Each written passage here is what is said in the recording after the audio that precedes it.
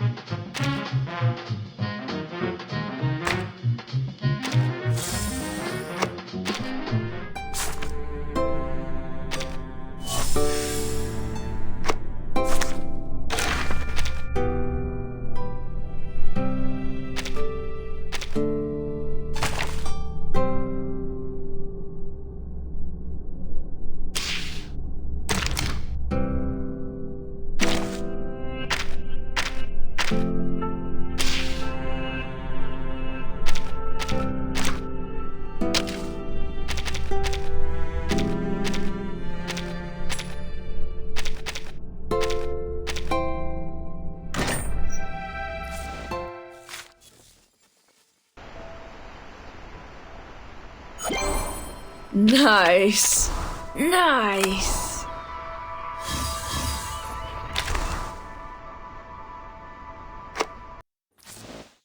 The glorious sun as bright as Matilda. Huh? Any problem?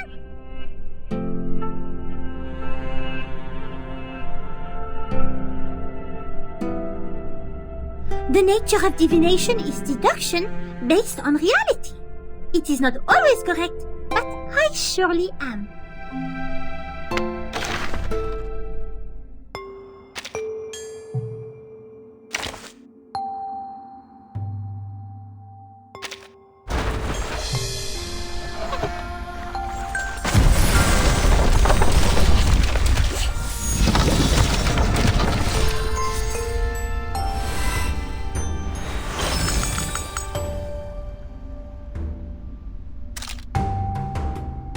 Miss, your head is tilted.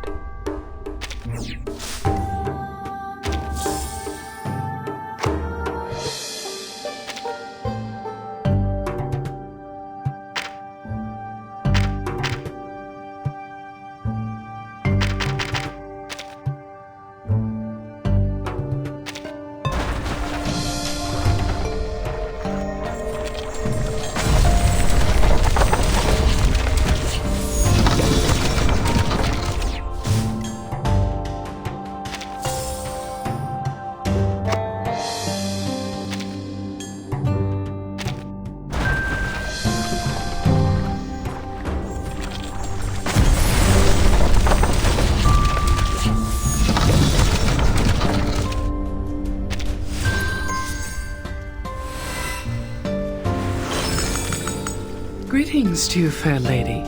May I present you a rose? Ah, seems like you won't fall for this cheap flattery.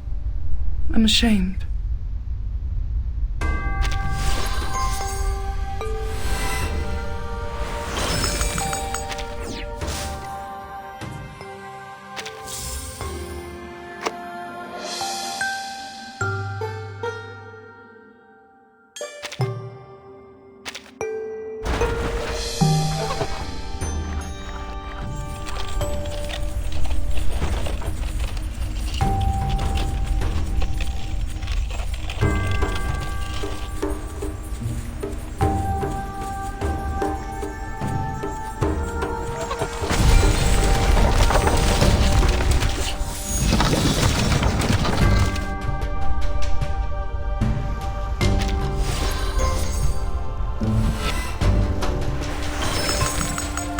Mandelbrot said.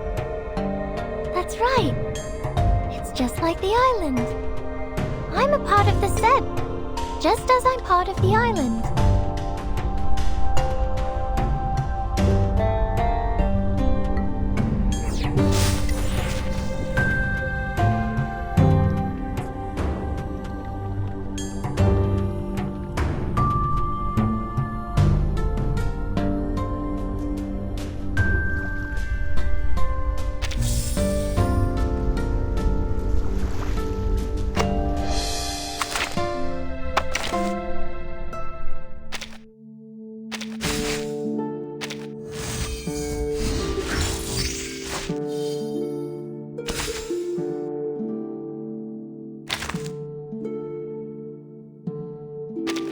Good day, my lord. You're too kind, visitor.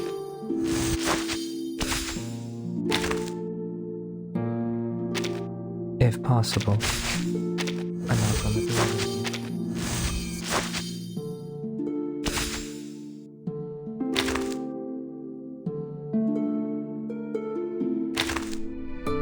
Why are you so very special? Why is Sonata willing to be your assistant? You were my subordinate when we were at school.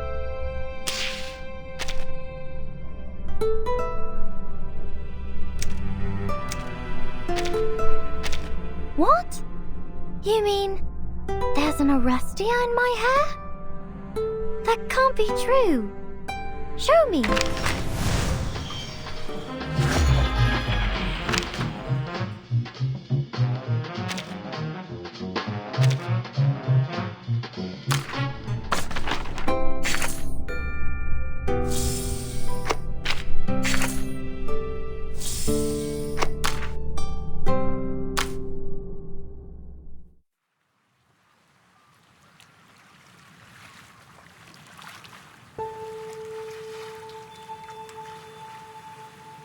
Your watch was telling the wrong time.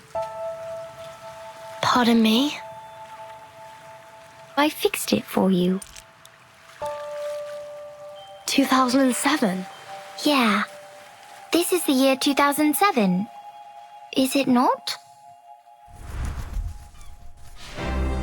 We believe everything can be translated into numbers. Things are made up of numbers. And mathematics is the key to opening the gate of truth. How is this possible? You use a maths model to forecast the storm, and its results perfectly match what the Foundation recorded. We just worked out the patterns in the number sequences. Close your eyes, Vertin. Truth reveal itself to you. Truth. Timekeeper! Watch out! Who broke the silence? Sonata is in detention. They're planning to sentence her to death. Those of you who agree to the death sentence may remain seated. Who wish to commute Miss Soneta's punishment, put your pebble into the pot in the middle of the hole. The pure blood arcanist community. The unknown arcanum power. And the obsession with certain knowledge or identity. Sound familiar? I take not thought for needless disputes.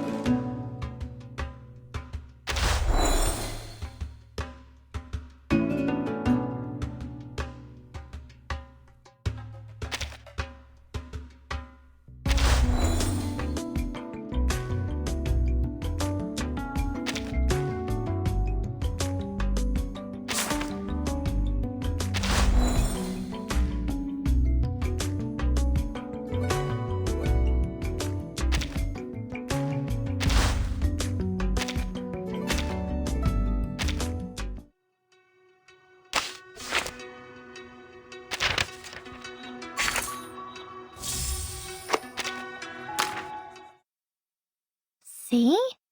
Here we have rectangular frames, rectangular cabinets, rectangular windows. Vertin, haven't you realized? This is a serious abuse of rectangles. You should use more triangles in the suitcase, for they are the most stable structure.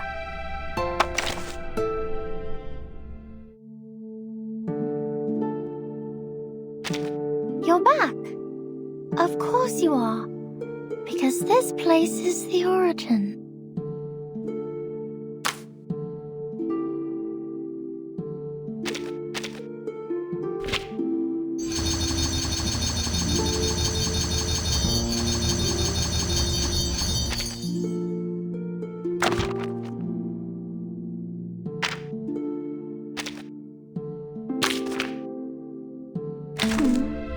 These people next door are really noisy. Could you please tell them to quiet down? These Romans have disturbed my circles.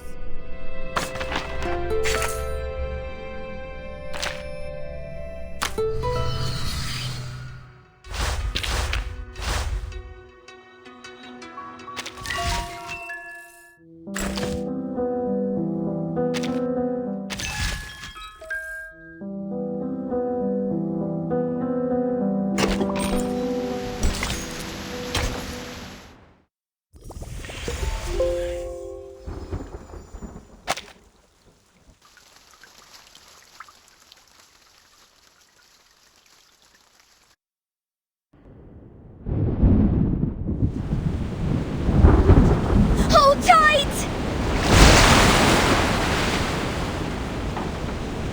Clean! There is nothing we can do. We have another 10 minutes tops before this ship sinks like a stone. 60% of the left cabin has been flooded, as well as 75% of the right cabin. The ship cannot survive such a ferocious storm. Timekeeper, we should get ready for evacuation. Prepare the teleport soft disk. Wait, what are you talking about? Are we going to abandon the ship? These are just some breezes and ripples. Won't last longer than a blink of an eye. Just hold on to the wheel and we'll...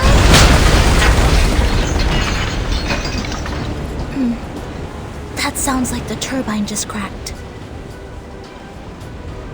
Great. So only 2 minutes left.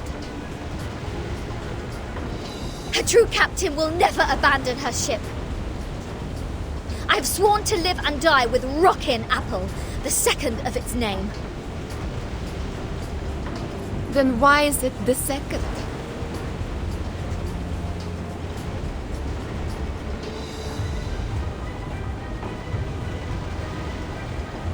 Damn it. Sotheby just bought us this ship.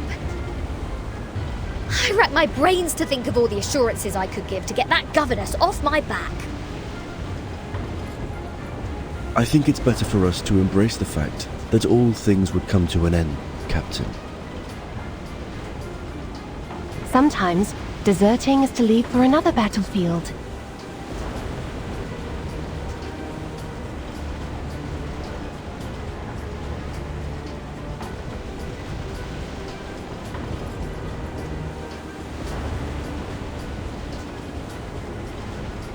Oh, you're one to talk about deserting.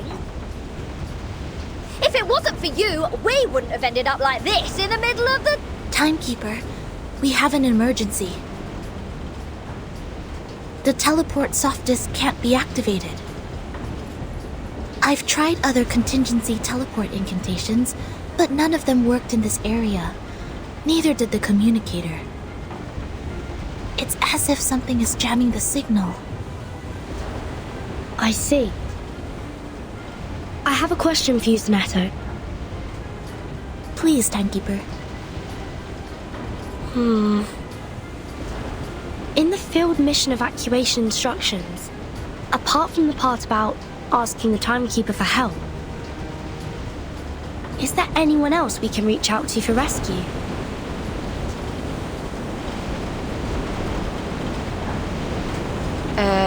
Seriously, Vertin.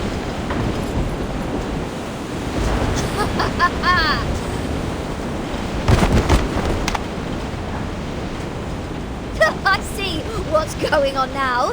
This is a trap! And you are behind all this. It is you who played that nonsense travel note from 1999 and lured us into this random sea in order to torture us, afflict us, and now feed us to the fish!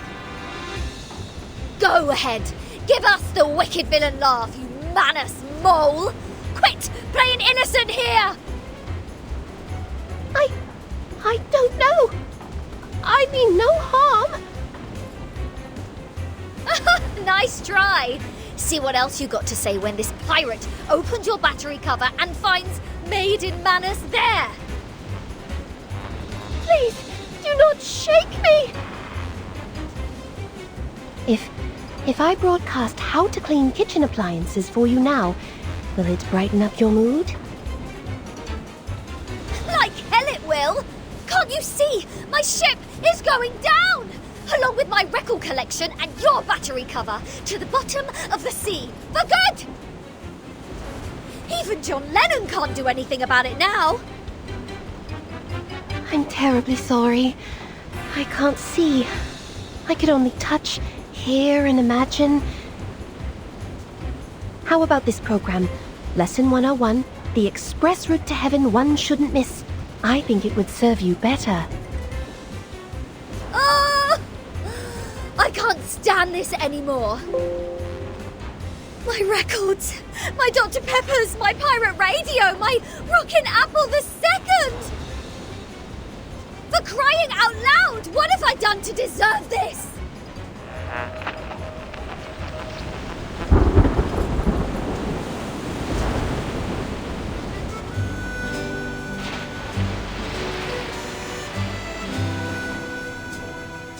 Well, she did try her best to pick the music. Though no one is in the mood, I think this piece is not bad. As to Regulus's question, we need to slightly twiddle this knob. To 1913.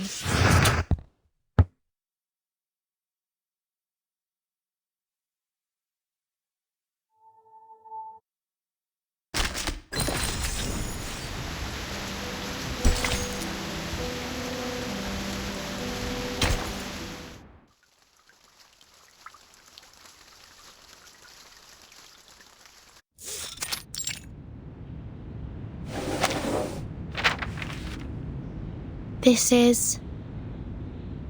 the official letter of appointment from the Foundation. Congratulations, Vertin. After the long evaluation period and the re-examination, the Storm Reformation, Manpower and Discipline has been officially approved by the Pact's Security Council. Team Timekeeper is now a legitimate, independent department. You are now granted a more flexible autonomy and independent budget.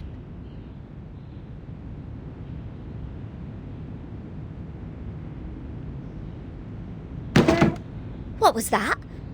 Did you say budget?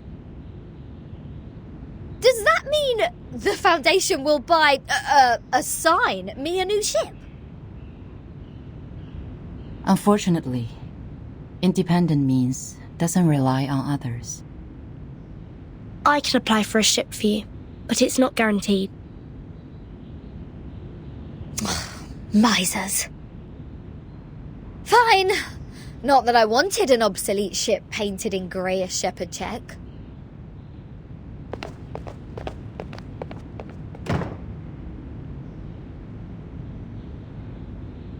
However, the price of passing that bill is to let the Foundation keep its authority to discipline unregistered arcanists. The arcanists who have been and will be assigned to the Timekeeper's team will be put through a risk assessment procedure carried out by the Foundation. Those who are in lower risk categories only need to receive primary artificial somnambulism training, while the high-risk ones will go to the School of Discipline. But I will make sure they will be registered as members of Team Timekeeper when they enroll. I see. I have only one question. Are you still our point of contact for the Foundation, Madam Z? Yes, of course. Then I have no further questions.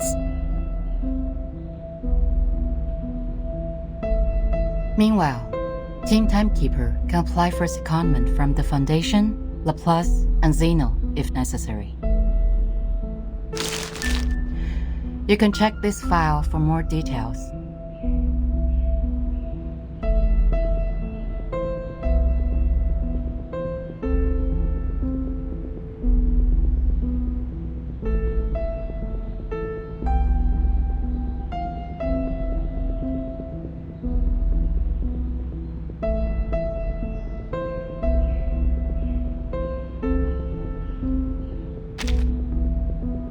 It stays the same. Keep investigating the storm and Manus Vindictae. You can make your own plans of action. The Foundation only needs a monthly report on the result. You're the first in command, Virgin. Okay. You already have a target, I assume. That base that Manus used to keep at Zeliti House 4 years ago. It has never been reversed by the storm. I'd like to investigate that place again. So you've been there many times. Well, that'd make a good start for Team Timekeeper. I'll arrange for some people to meet you at the base. I think you'll have a great time together.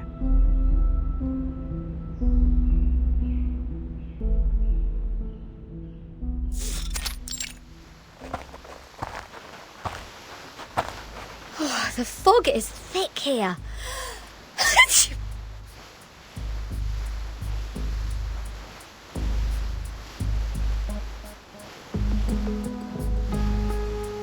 It used to be the nest of Elite House, a kind of creature resting in valleys with abundant water resources. What's more, it's winter now.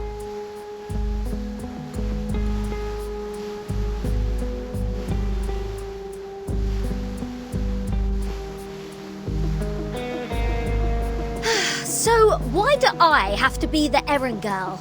The Foundation wasn't even planning to give me a ship. Mr. Netto is going through the procedures in the headquarters to transfer herself to Team Timekeeper.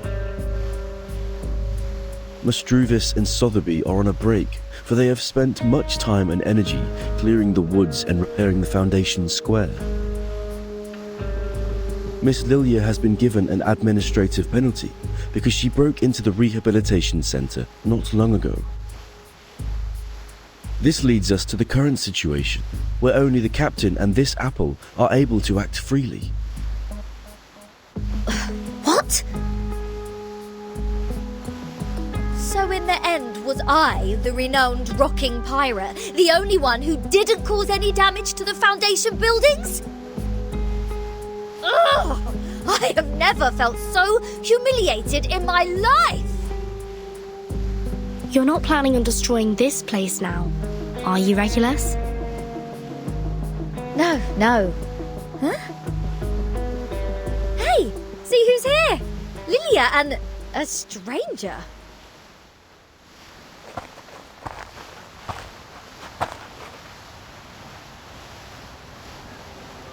What took you so long? Fell into a gutter?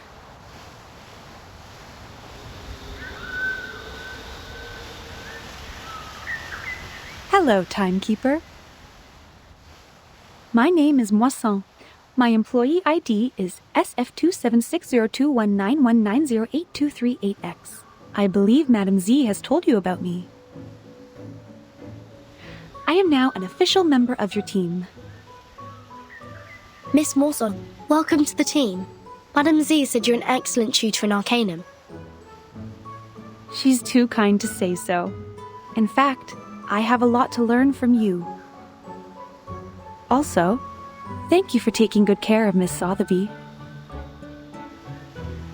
Hold on, you know Sotheby? According to Madam Z, Miss Morzan used to be Sotheby's private teacher. It is a long story. Let Miss Lilia give us an introduction to the base first. As the field operator, she knows this place better.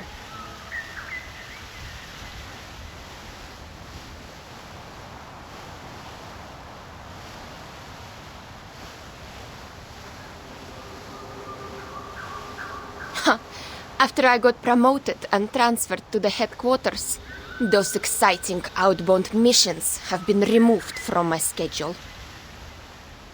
In short, although it's called the base, the only place unaffected by the storm is a narrow, 20-meter-long corridor, no larger than a hunter's lodge. My former fellows had already searched this place from top to bottom. Those Laplace dudes had even sent in their lapdogs to search here inch by inch. Found nothing but some excrement of the Alitios and the dog's own poop. There might be some clues that are invisible. Regulus is a specialist in optical arcane skills. Maybe she can find something. A specialist? Well, I'll take that as a compliment.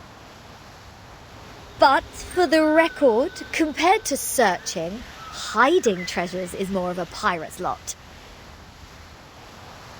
So if it were up to me to hide treasures in this place... Please hold on for a second, Captain Regulus. The fog seems abnormally thick.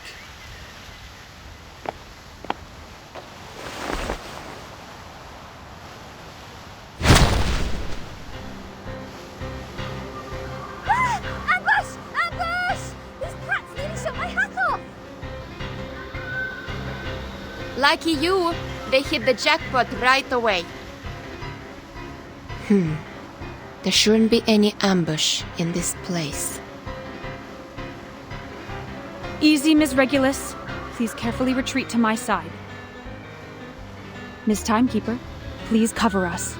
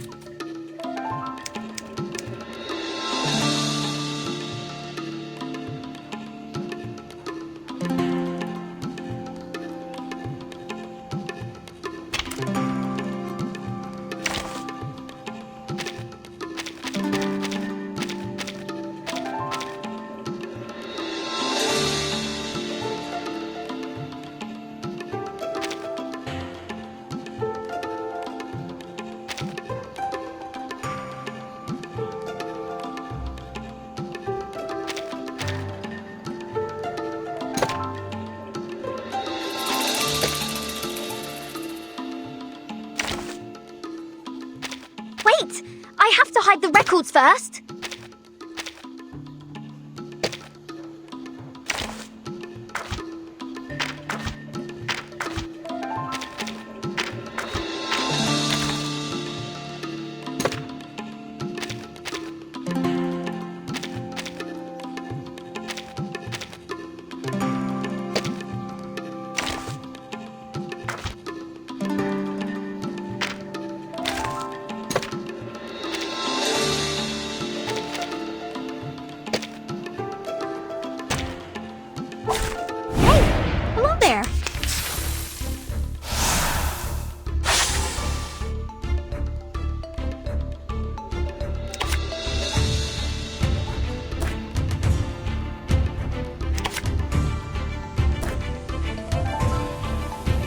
My sword sharp.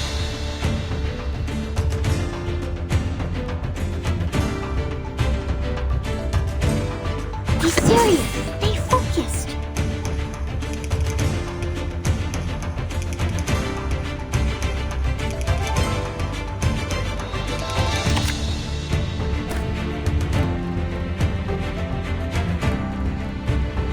Not your race.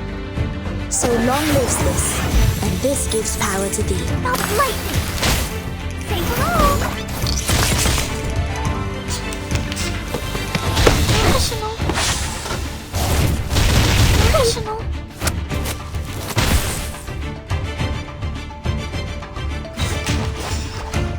It could be found. I believe in you. Are you irrational members? Sempre caro mi su quest'ermo cole.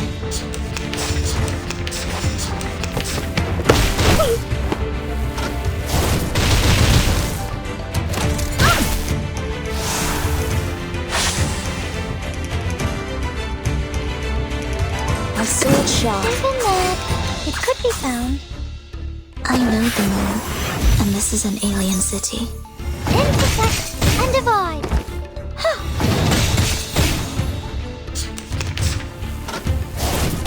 Go away.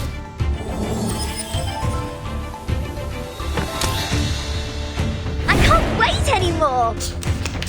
They're just start me up. I believe in you. Rock, rock, rock. Change the world. I will pray for you. Sorry.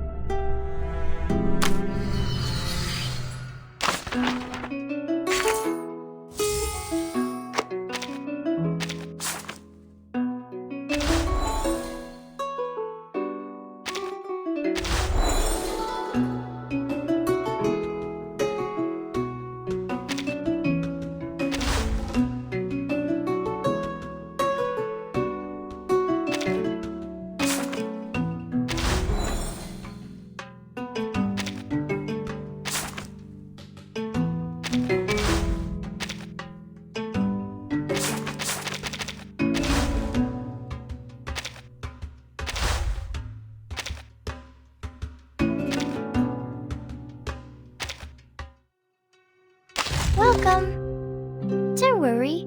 There is no sign stating let no one ignorant of geometry or the irrational numbers enter here.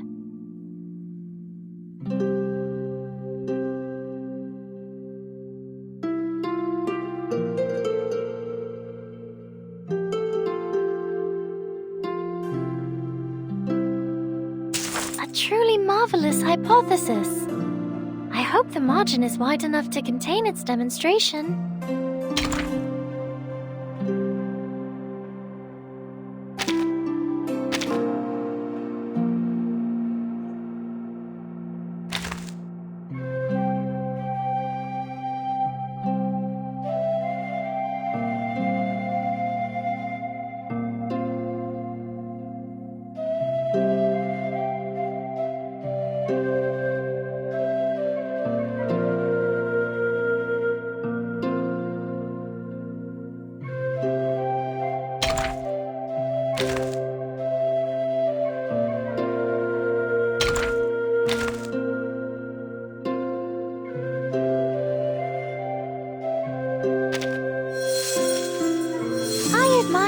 Insightfulness of Sharpadantes.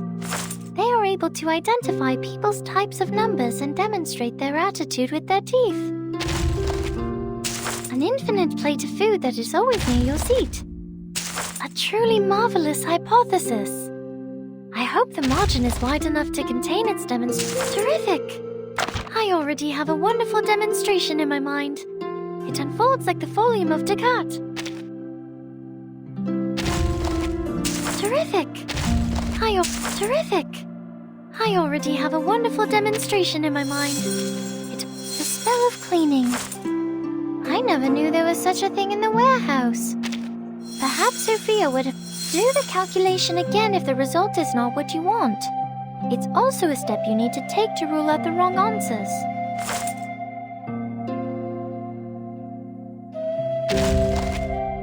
A truly marvelous hypothesis. I hope them do the calculation again if the result is not what you want. It's terrific! I already have a wonderful demonstration in my... Dust. An excellent result. carbuncles have a better taste than most real numbers, because they know that a triangle is the strongest shape.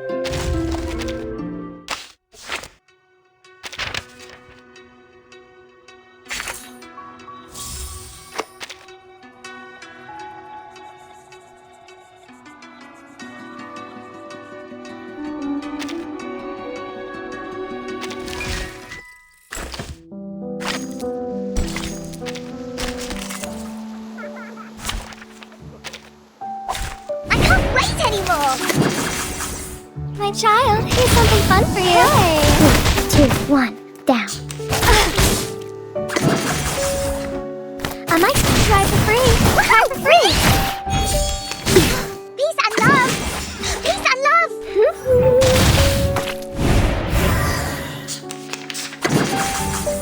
The ocean dried and I'm alone again. It's a little bit hot here. How dare you? Peace and love! Peace and love! Are you ready to shake? Left hand up, rock, rock, rock! Change the world! Release!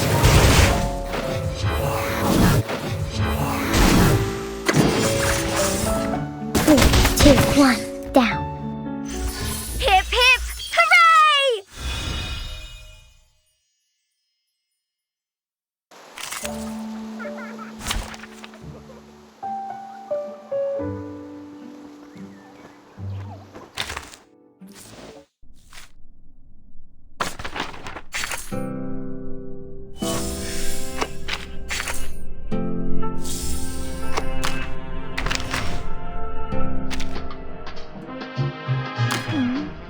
These people next door, see? Here we have rectangular frames. Rectangular cabinets, rectangular windows.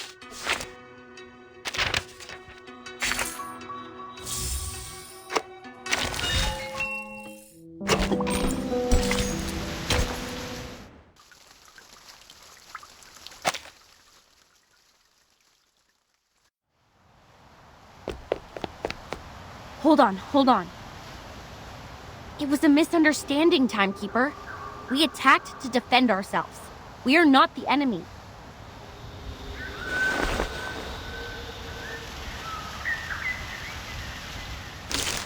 We are the investigators from the Foundation. These are our IDs.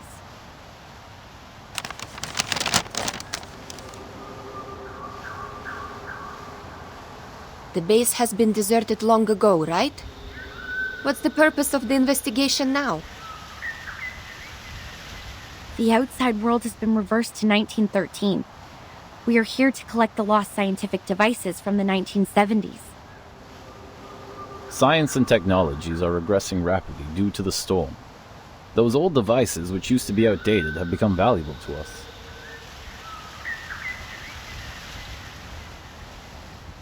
I see.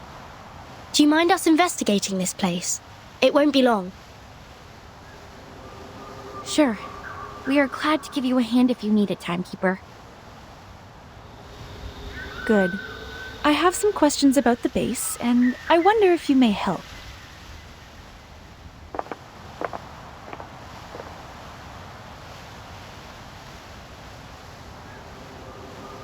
So it was just a mistake. Back to treasure hunting now?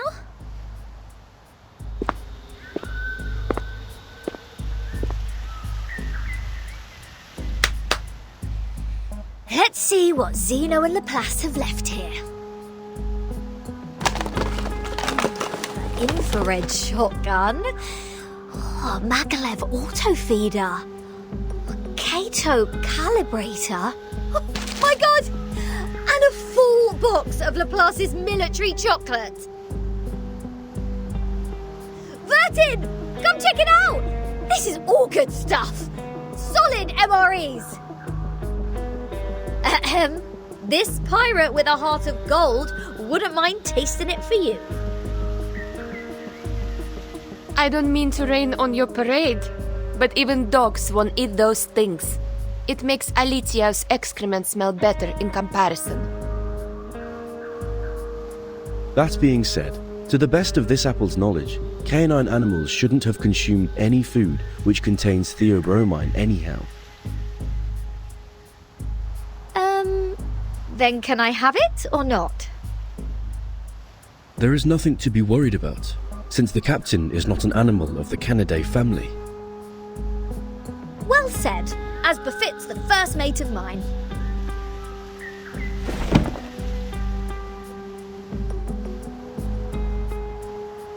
Wait a second, Regulus.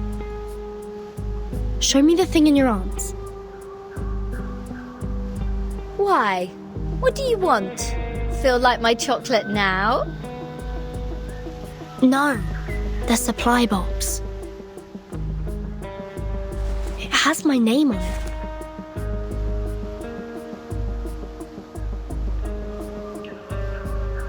Wow, true. Are there any other Vertin in the Foundation?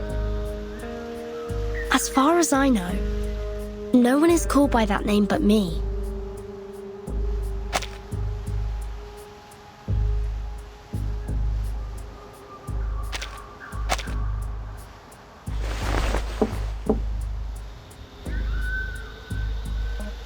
Looks like an ordinary wooden box. But these ordinary boxes are always the most dangerous.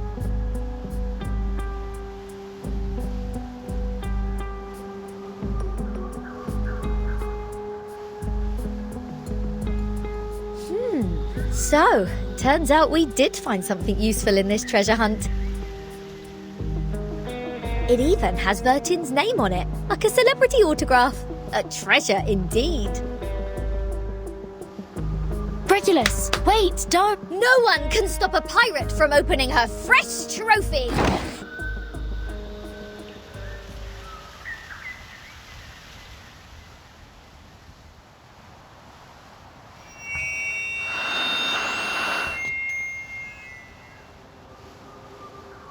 News of the day. The Outcasts held the 11,231st pep rally in the Mammoth Cave, Kentucky. They eventually unanimously passed the principle of dozing in spring, relaxing in summer, slacking off in autumn, and hibernating in winter. Practical Modern Incantations has now been reissued for the 77th time. We are now at the end of the 20th century. This book still remains the #1 book on the list of most regretful purchase on Classic Score by The New Yorker. Biographer Erd has recently published her latest travel notes, Roaming in a Peyron, which has started a new round of craze for traveling in the Aegean Sea region. The chief editor of The Voice of the Millennium strongly recommends this book, praising it to be the literary reproduction of the romantic, elegant, and classical dreams, a glimpse at the golden era. Among them, criticisms abound. The Babylonian Review issued a warning that the author's observation of the Apollo star was fatally inaccurate. Self-driving tourists can easily get lost in the Gorgon Current backwash if they do not correct their direction by 3.14 degrees on the Ford Sextant Model T. Time for late night news. What? End of the 20th century? Voice of the Millennium? Is this radio broadcasting news in 1999?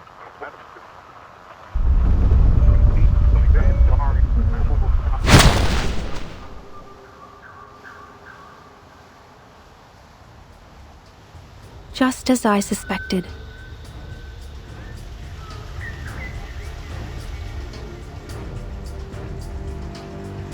Since Timekeeper hasn't reported the time of this era to the Foundation, you two, as the Foundation's investigators, shouldn't have known what year this is.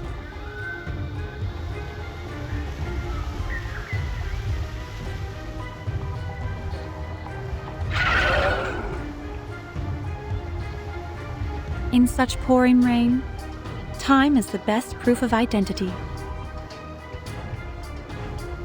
Huh, I get it.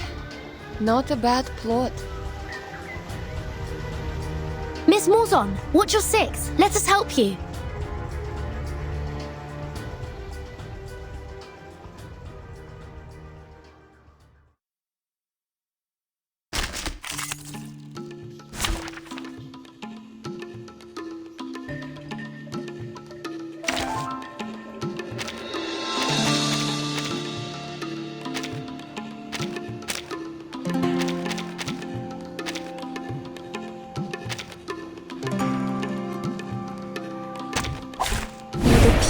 with us.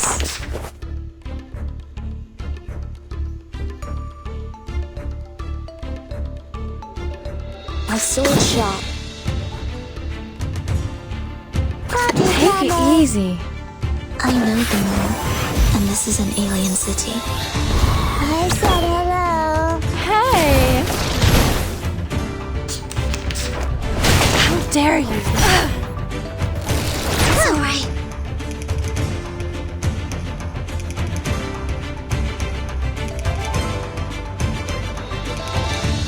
Handle it gently.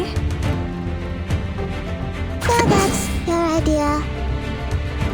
Take it easy. My child, here's something fun for you. I said hello. Flying handbag for only 3,000 Corpodantes.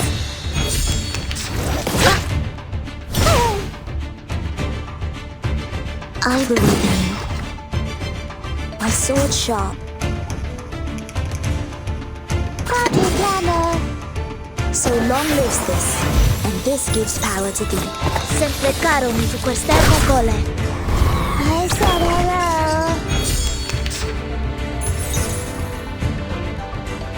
Handle it gently. I believe in you. Try for free. Try for free. So long lives this, and this gives power to thee.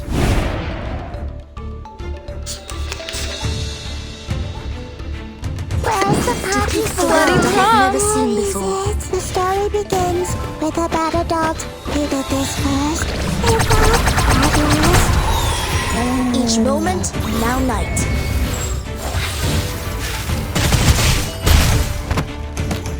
The ocean dried and I'm alone again.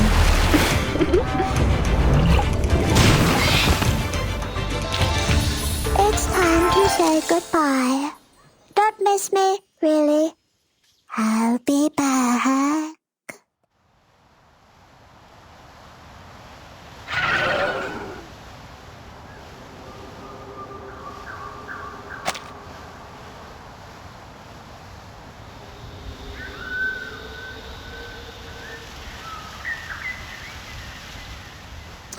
Didn't expect them to be clever enough to disguise themselves as the Foundation's investigators. They sure have learnt a thing or two. The era of 1929 only lasted for 2 days. The frequent change of time muddles work and responsibilities in the Foundation, which in turn caused some chaos within it. Luckily, Miss Morzon noticed the signs of it at the beginning. Timekeeper, please take a look at this box. I'm afraid this is what they came here for.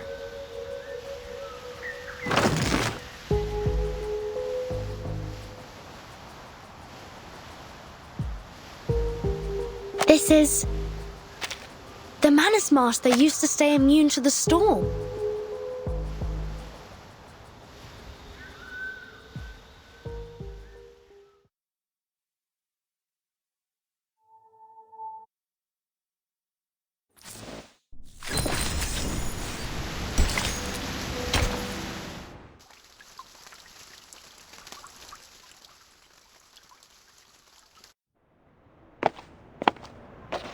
I will explain all of these as briefly as possible.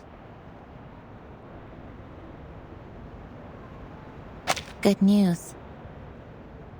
The analysis report on the mask you submitted to the Scientific Computing Center is now available, Timekeeper. We found the same component in it as the raindrop from the storm. This is a component named asymmetrical nuclide R by the Scientific Computing Center. Its name comes from the bifurcation structure it presents under the Arcanum imaging. The Scientific Computing Center has also run some tests on the samples of the raindrops you previously submitted. After removing all water, mud, human hair, and dandruff within, the remaining unanalyzable component is what we called asymmetrical nuclide R. What a familiar name.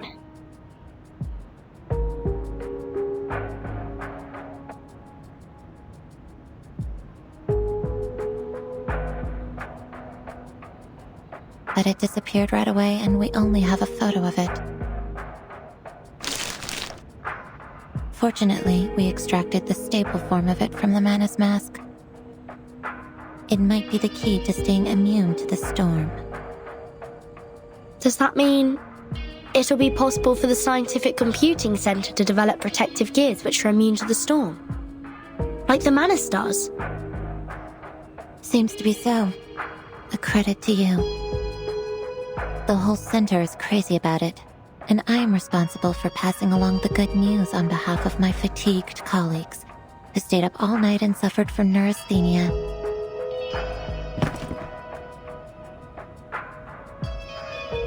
We need more samples. This is a sampling device for asymmetrical nuclide R.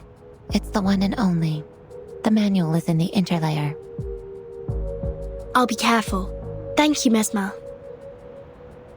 Don't be. I'm just delivering this for someone else.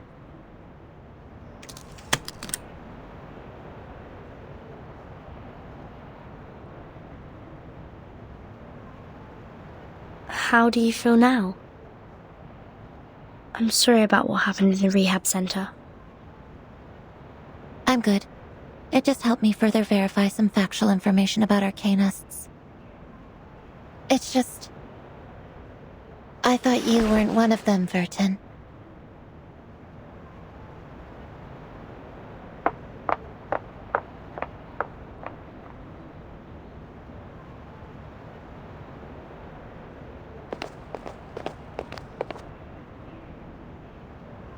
I just heard some spirit-lifting news at the hall. Phenomenal achievement, Timekeeper.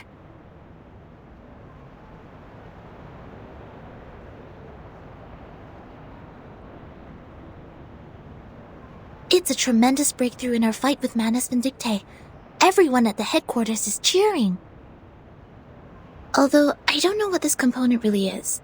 Is it a kind of ritual? Or a unique substance? That'll be the next thing to find out in our investigation, I think. Manus Vindictae always has more information on the storm and how to be immune to it. We've been trying our best to keep up with their progress. Fortunately, now we have another direction. Oh, and these are the files you asked me to search for.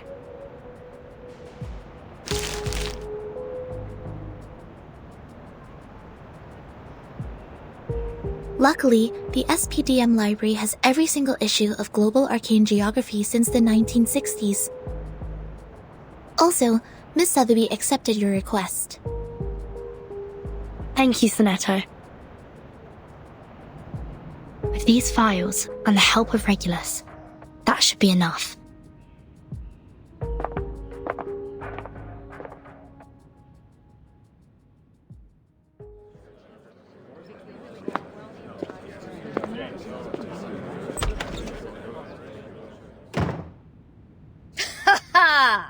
Yeah, go on. What else do you get except for playing dumb, you cunning flower-headed tin box? Speak! Tell us what you know! Like, what were you doing in the Elitiao's base? In what way are you associated with Manus Vindictae? And who put you in that box which has Vertin's name on it? I have no idea.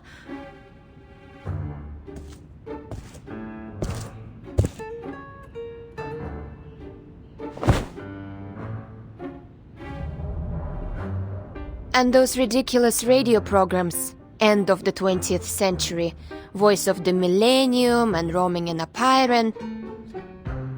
Don't waste our time.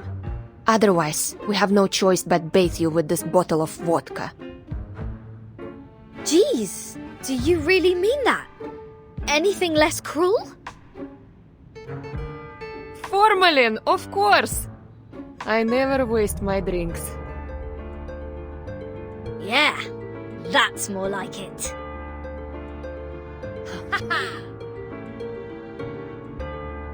But I really don't know anything. I'm just the receiver of signals. Please believe me. When I woke up, I was already in that box. This interrogation won't get us anywhere. Laplace didn't detect any unusual arcane marks on her. But she was there with those Manus pawns in that base.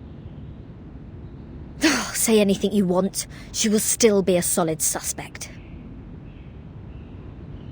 Yes, I understand what you mean. But for now, the evidence can't support our speculation. A field trip may be helpful, I guess. What's your plan? Will you come with me? I've informed Madame Z. This will be the first official field mission of our team. Sotheby and Druvis are still on leave. They will not take part in this action. While Miss Morzon will stay put in the Foundation's headquarters as our contact. Wait, a field mission? Didn't we just come back from that Elitial base? Besides, where is this field? The Apollo star we just heard about means the sun. The Ford Sextant Model T is an arcane device produced in the early 19th century. The Scientific Computing Center has one of those as a part of their collection. The Gorgon current is mostly created in the Aegean Sea, near the Balkan Peninsula. I remembered an Arcanum magazine in the 1970s had a detailed article about this and introduced the circulating current. I read it in the periodical room in SPDM. The current will be flowing backwards every time the Earth is at aphelion and perihelion. This is also known as the current reversal, which is on the 3rd day of January and July this year. And the time in the outside world is...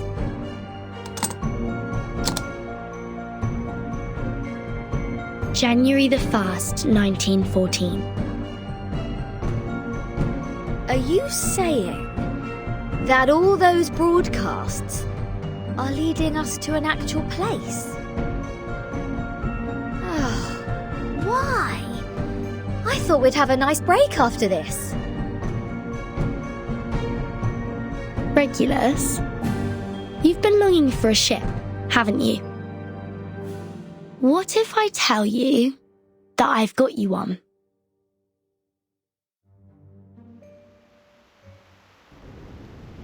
Now, hold on a second. Come to think of it, it wasn't the flower-headed radio thingy who tricked me into the Aegean Sea. It was Verdin! Watch out! The big wave! Блять, this is enough! SU-01BE! Wait, Lilia! Are you sure about taking off in such stormy weather? This isn't a normal storm. Something is attacking us from the ocean! I need to pull it out!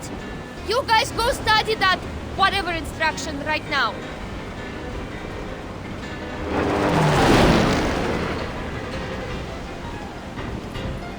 Haha! I finally got you! Damn bastard! It's my turn!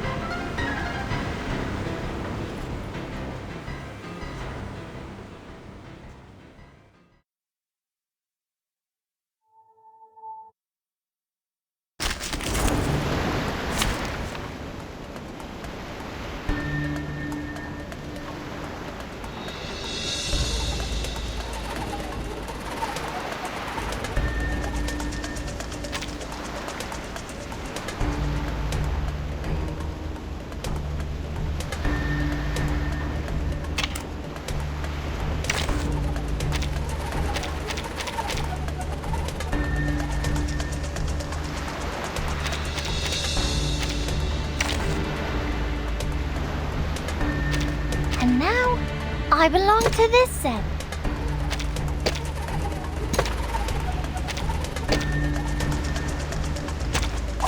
Finally, some interesting work.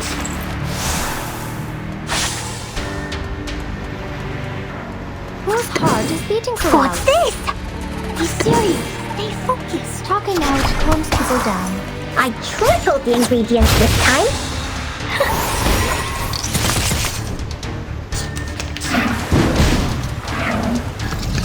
Hey, I'm the support staff. Who's that? seems to be mixed up. You should be fine, right?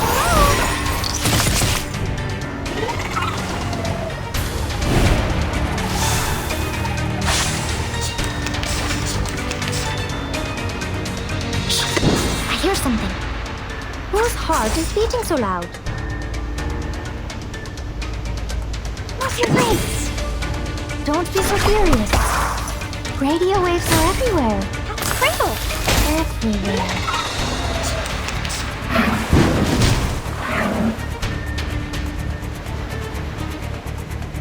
What's this? Just like in the train. What's that?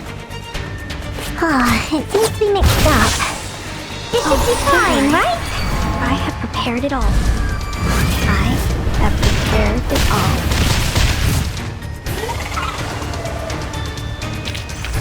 I've already said that Sotheby doesn't need a bodyguard.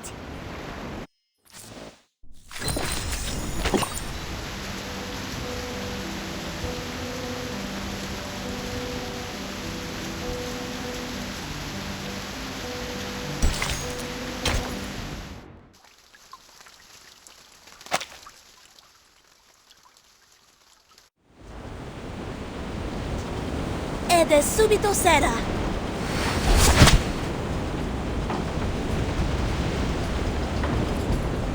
Well done, Sinetto! Now cut the other halyard. We need to reduce the angle of attack and depower the ship. Roger that. But we can't stay like this for long. Bertin, have you thought of anything? It's not working. I've tried different ways, but the Tempest blocked every signal I sent for help. So is that it? We are as good as dead? Wait, there might be another way. I'm sorry, Miss Radio. I need to borrow you for a second. Huh?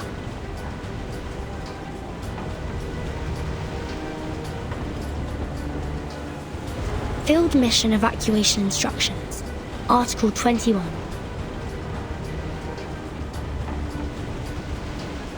Whenever there is an emergency, the field officer may send an SOS code with their wands through any transmission device with round buttons on it.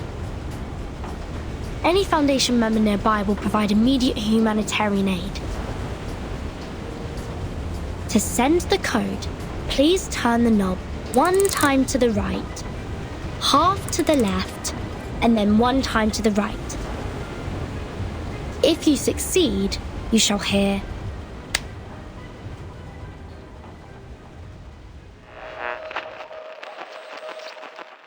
May the peace be with you. I've never seen such a tremendous visual.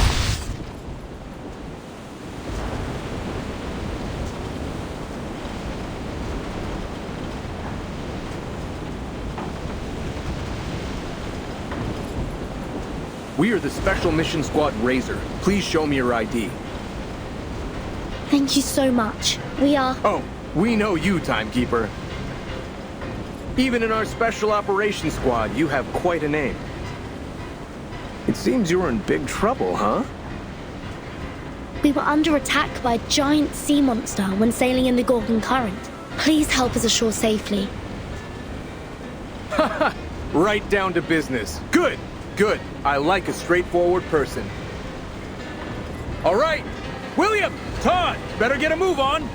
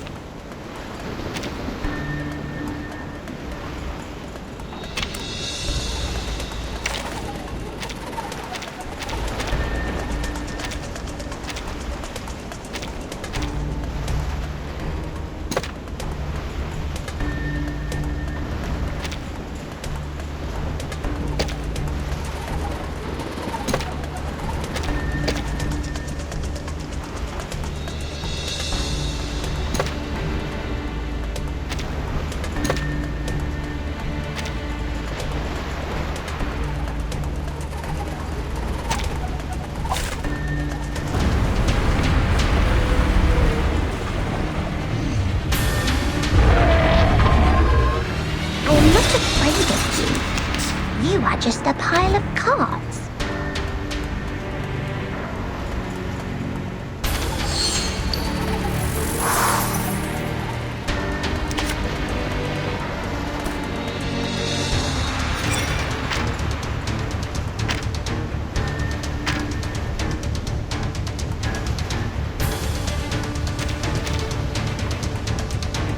This way?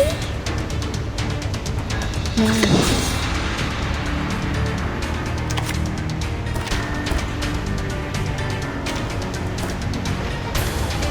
It could be found.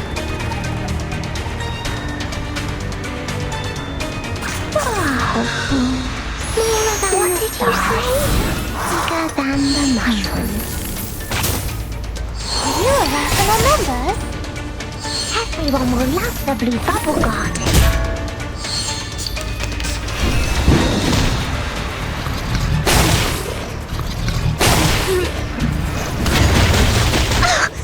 Don't touch my bag!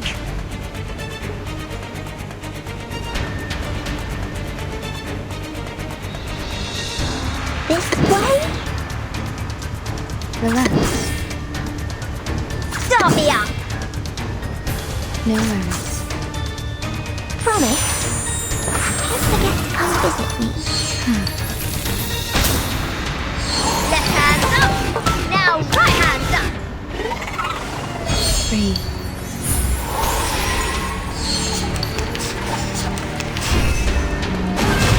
Peace and love! Peace and love!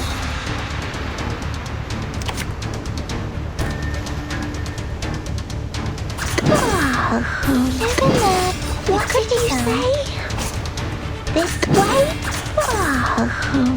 Isn't that? What did you say? They're just little games. Smaller than the stars. Bigger than the mushrooms. Play peekaboo. I will help. Left hands up!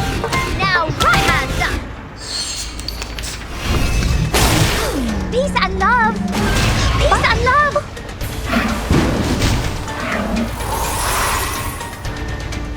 This way? Relax. I'm hungry.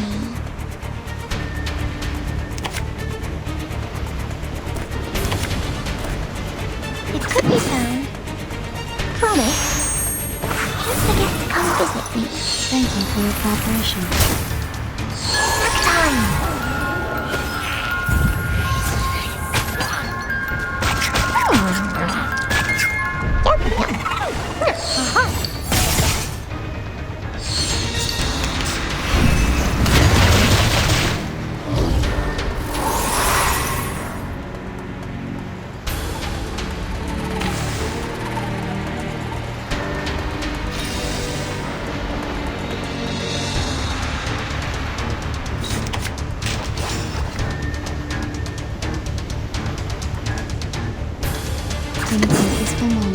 No worries.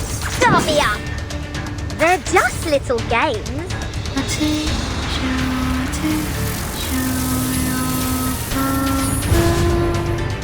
Please, don't resist. Woohoo! Release!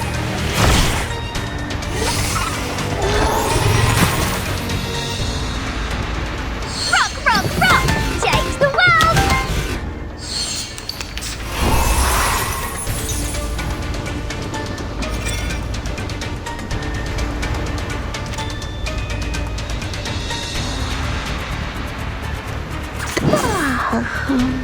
Are you ready to be blinded?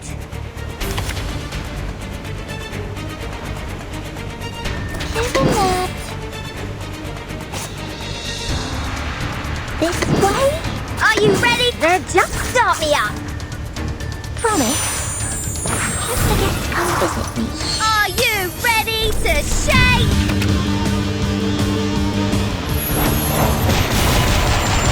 Woohoo! Release! Nice! Woohoo! Release!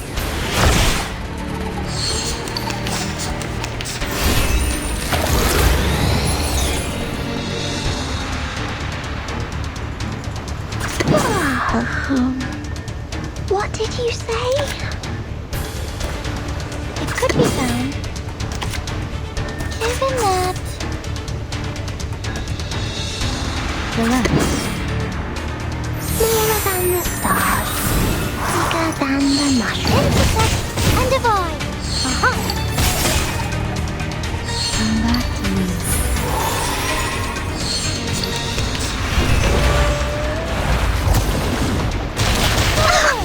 Don't touch my bag! My trouble zone.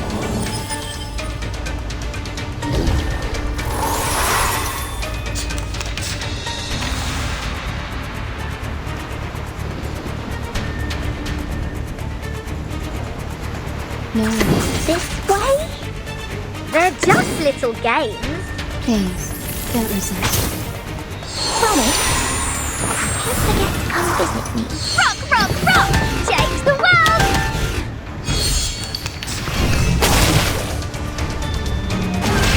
Peace and love! Peace and love!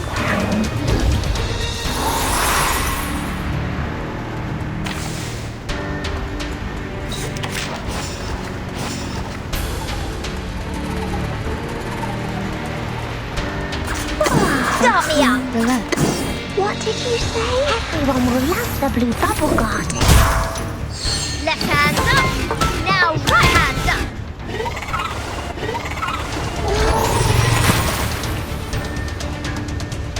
I smell the scent of movement.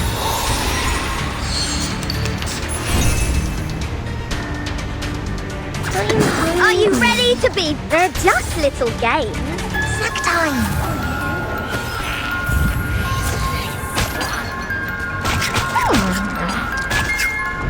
Are you ready to shake?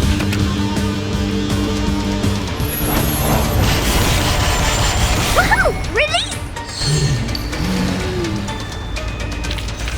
They are much naughtier than the Foundation's kids.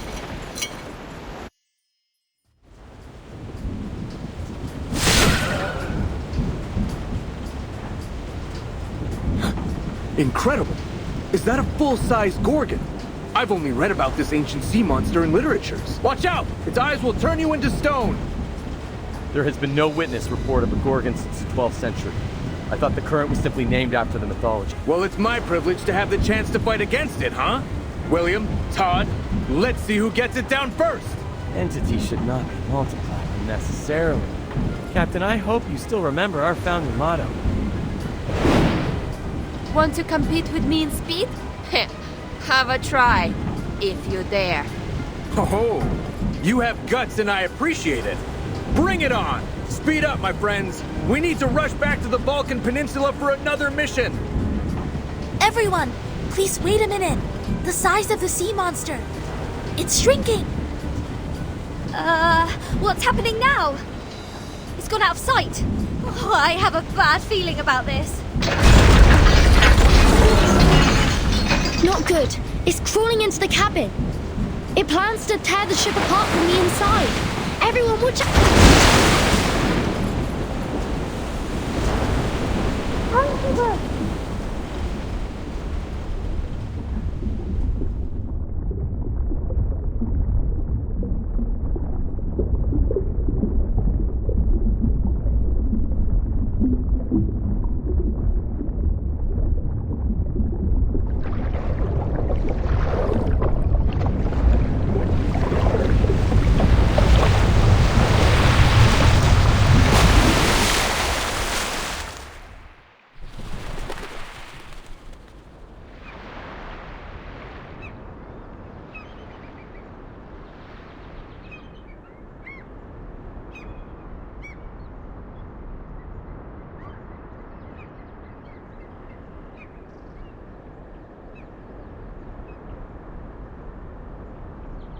Your watch was wrong.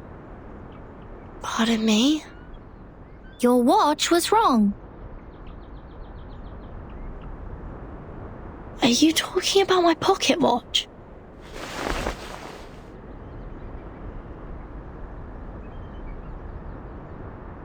Your watch was losing time, so I fixed it for you. I don't understand. Do you mean this is the right time? Yeah. This This is the year 2007, is it not?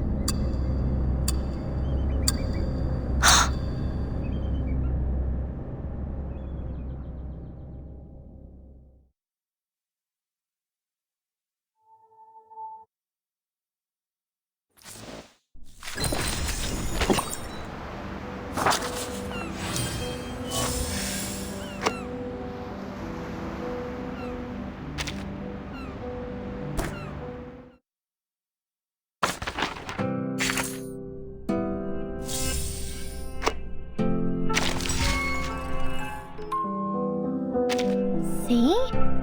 Here we have rectangular frames.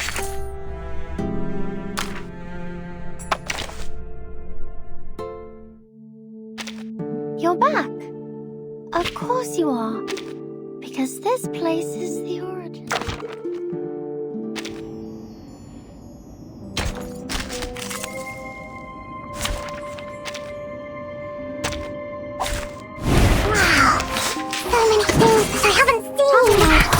It keeps me mixed up. Retreat, this should be fine, right? I can't make the call with the bodyguard. Typhon won't give up his friends. Neither will Sotheby. Don't be so furious. Agents have guns. That's not common sense. Now, right hands up. I've already said that Sotheby doesn't need a bodyguard.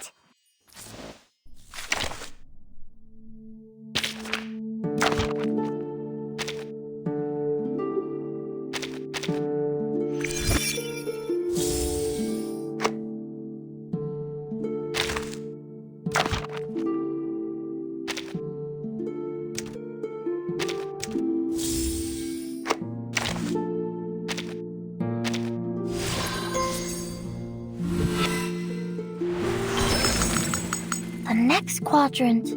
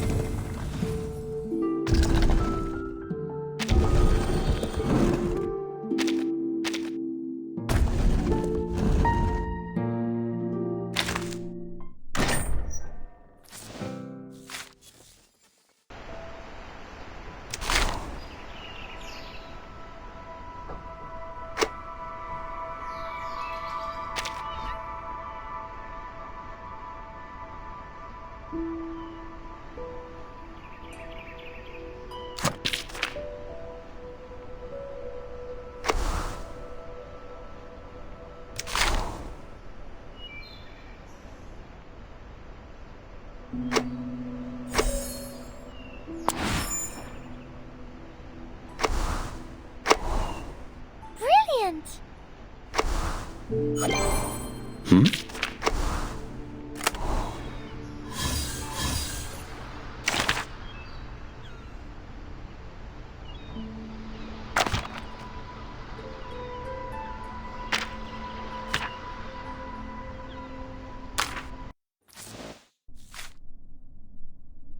What? You mean there's an Orestia in my hair? That can't be true. Show me.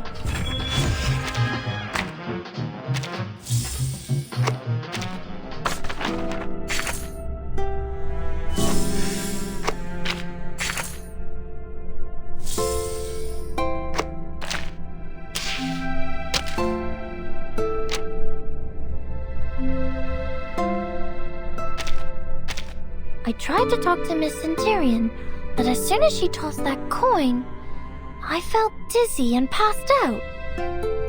Aww. It makes no sense.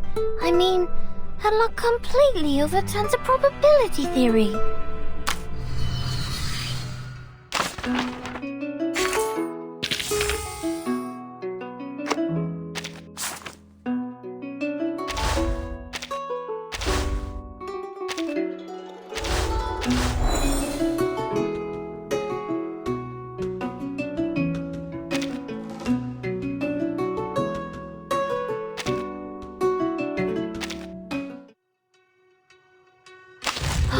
Good timing. This is the vital part of my proof.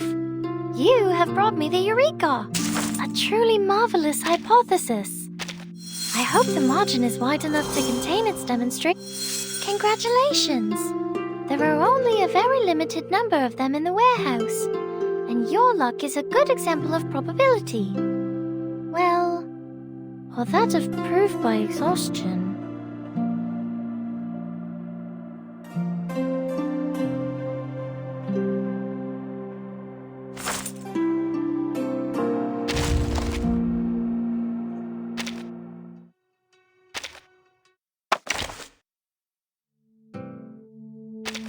You're back. Of course you are. Because this place is...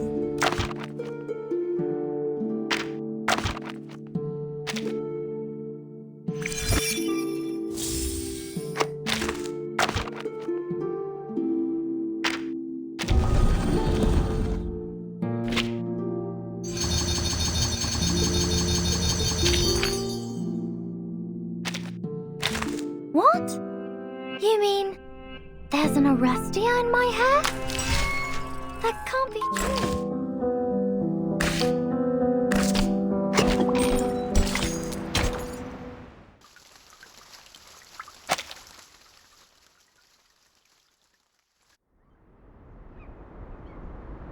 You're saying we're in 2007?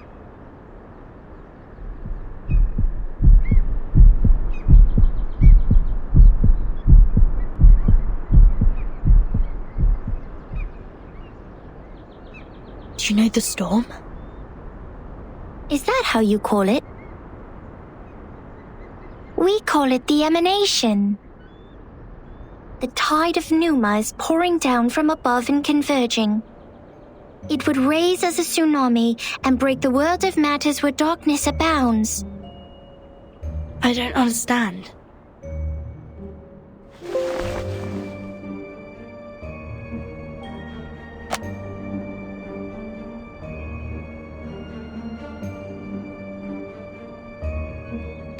This shouldn't be hard for you to understand. You are also a real number. I am 37. What's your number? I'm Vertin. No. I'm asking your number. The scripture says only the people who are still in search of their essences would identify themselves by a combination of meaningless phonetic symbols. Well, so you don't know your number yet. Just like Sophia.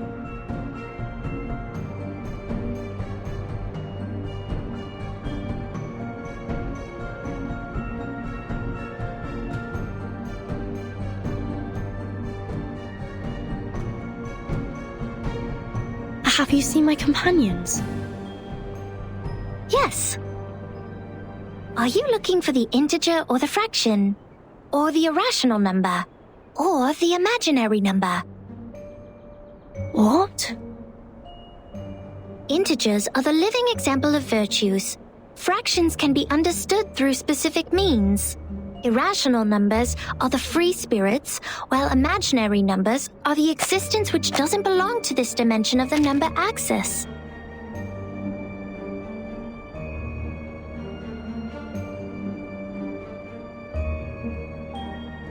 Which one are you looking for? I'll ask something else instead. What is this place? Island. What island? Have you seen another island? Maybe another question. Did a biographer named Ad visit here before? In 1999?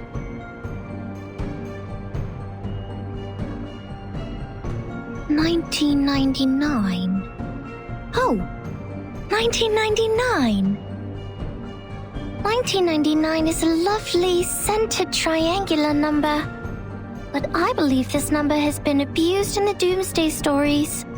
I mean, people are too invested in its meaning.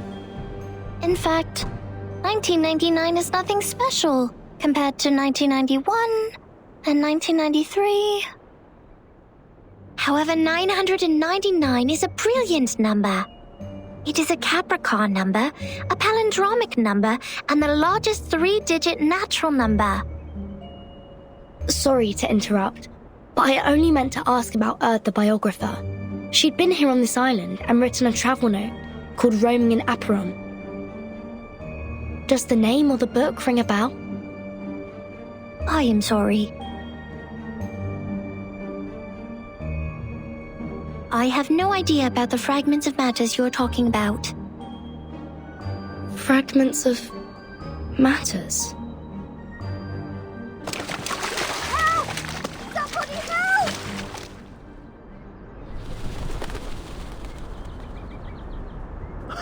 help! Captain, you should go. This apple's arm has... No! Mr. Apple, stay with me for a little longer. Piss off!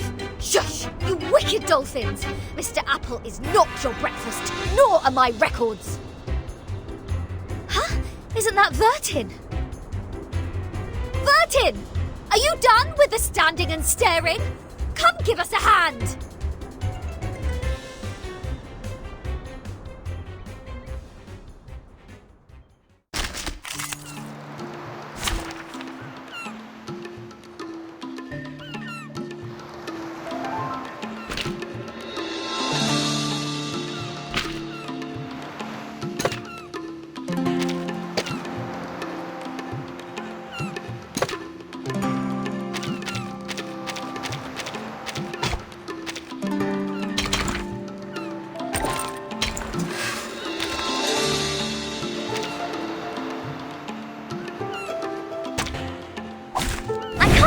Anymore.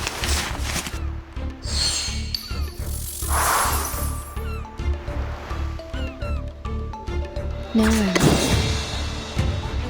Start me up! Isn't that? Please, don't resist. Rock, rock, rock!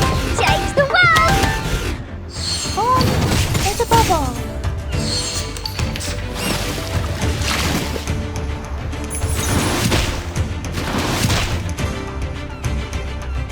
Relax. It could be even that.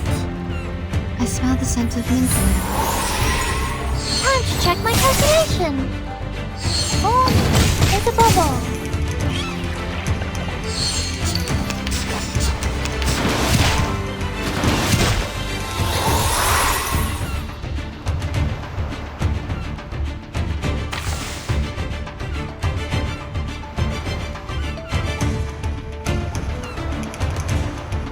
No worries.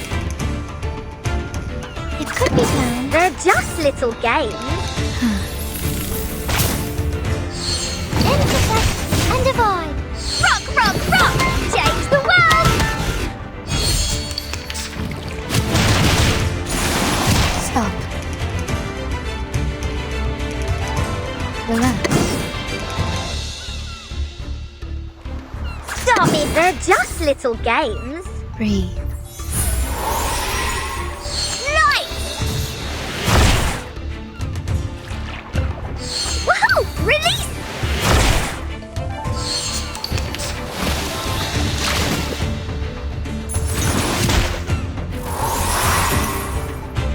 No worries. The final demonstration. Are you ready to be blinded? Thank you for your cooperation. Welcome to the world of numbers.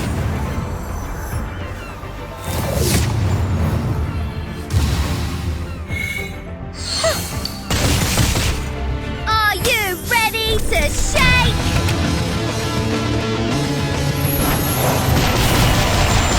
Woohoo! Release!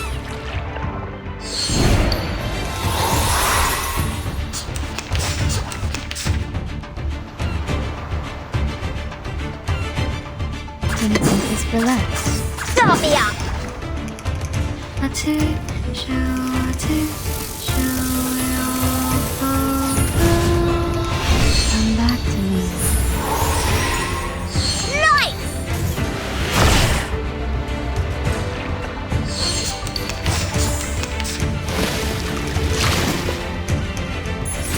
How troublesome.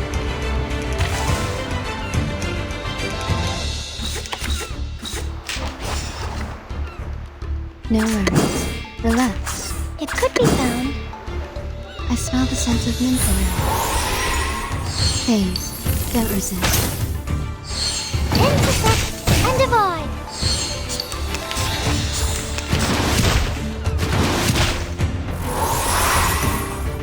Clinical peaceful moments. They're just little games.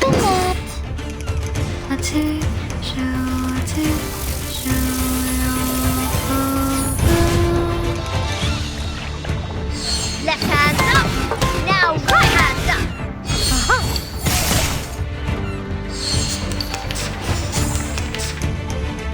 No worries. Are you ready to be blinded? Could be found. Are you ready to shake?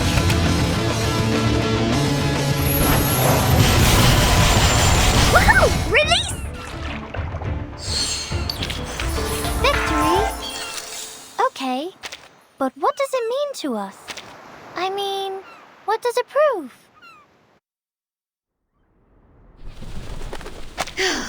Thank God you were here, Vertin.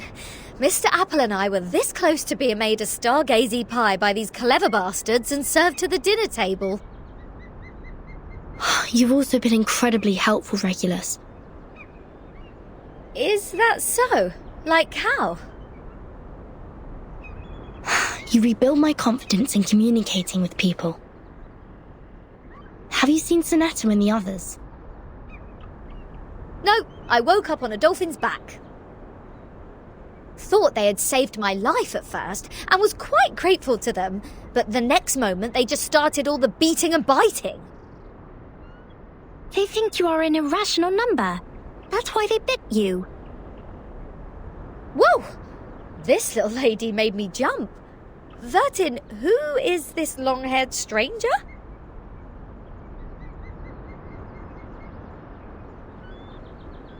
Timekeeper. Thank goodness you are all safe and sound. Lilia's on her way. Now we only need to find the captain and his team members.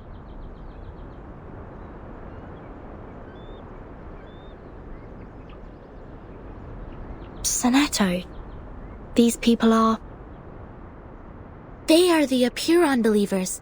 They lent us a helping hand after the ship went down.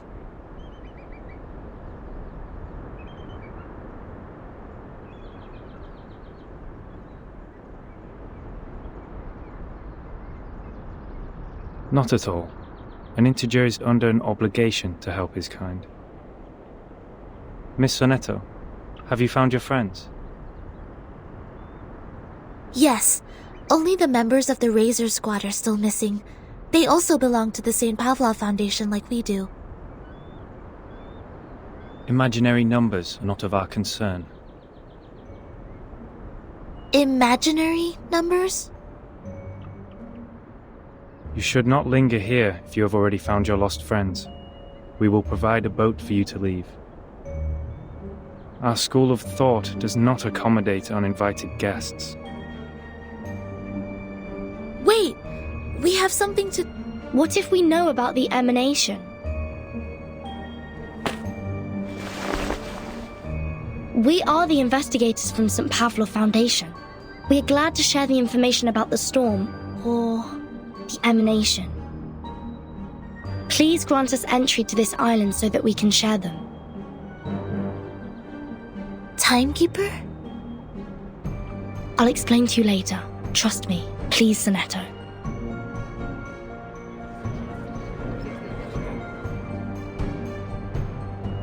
Come this way. We will talk. However, only integers and fractions are welcomed here.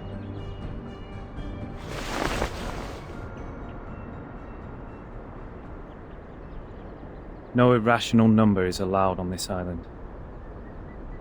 Throw her into the sea. Huh? Wait! Now hold on a second. I said hold!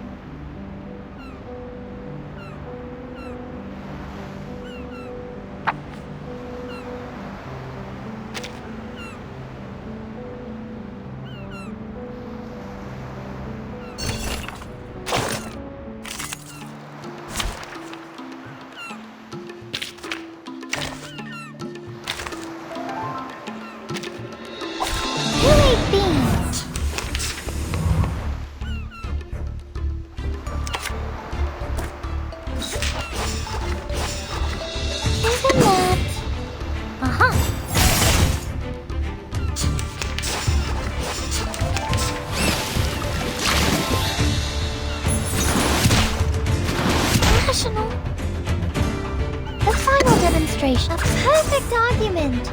Welcome to the world of numbers.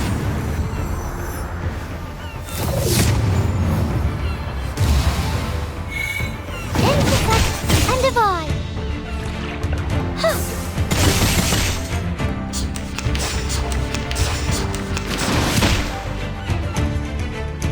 It could be something that...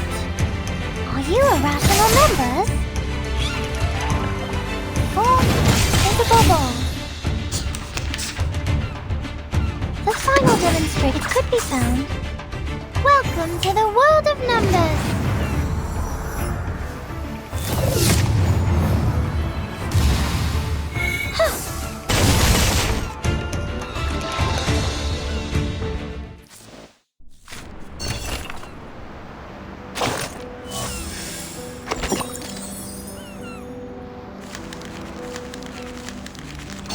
You still look confused. I know, darling. You haven't even vomited up the mouthfuls of seawater you ingested deep into your stomach. Just relax and lie where you are. You don't have to get back on your feet right away. Usually, yes. Usually, when those drunkards and patients wake up from a coma, just like you do right now, they only have 2 questions. The first one will help you find out the name of the land you are lying on. And the other will help you calibrate that bizarre watch on your wrist.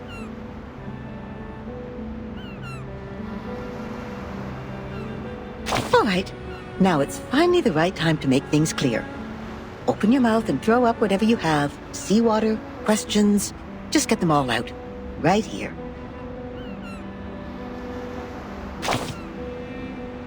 Oh, darling, why not let it be? You're all on your own now. Don't ask for more when you already have someone to talk to, even if I'm only nagging most of the time. We gotta let the past be the past. Like how we deal with old newspapers. Because all I speak is one simple fact after another. Anyways, we will keep each other company for quite a while. Ah, finally a question about yourself. In front of you is a boundless sea. All you can see, besides the beach you are lying on, is water, water, and water. A cry for help will be drowned out by the waves. And even the strongest legs are tied to the ground here, and cannot break free. See? There's no way to leave, but it's a good opportunity to have an island tour. The locals have good manners, so I think you can ask them to show you around. That's at least better than just goofing off. Not even you can avoid asking this question. But a kind-hearted soul already told you that time is moving forward as it used to be, step by step. So the time is... the year 2007. Yes. Time is back on the right track, going where it's supposed to be. Raindrops literally drop again, and no one goes back to the past anymore. Well, some miss the good old days, though. Oh, you still doubt it, don't you? I can see it in your eyes. Don't get me wrong, I'm on your side. After all the hard times I've experienced, if anyone told me that my life was just a boring dream, one neither good nor bad, I would throw a shoe at them.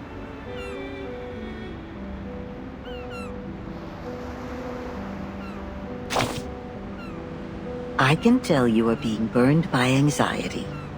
But to find the time you want, we need to comb through the situation.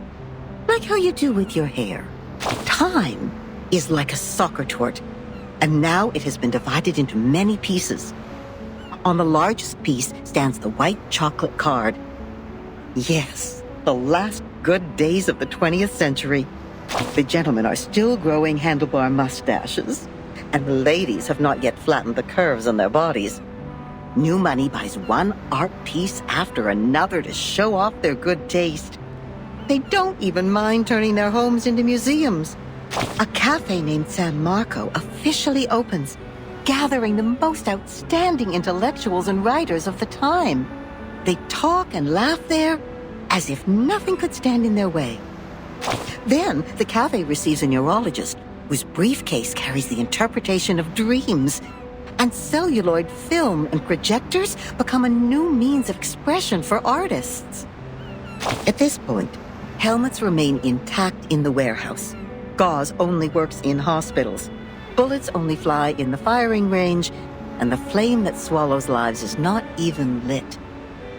But soon enough, the young people who swore to retrieve their homeland will take up daggers and guns to fulfill their oath.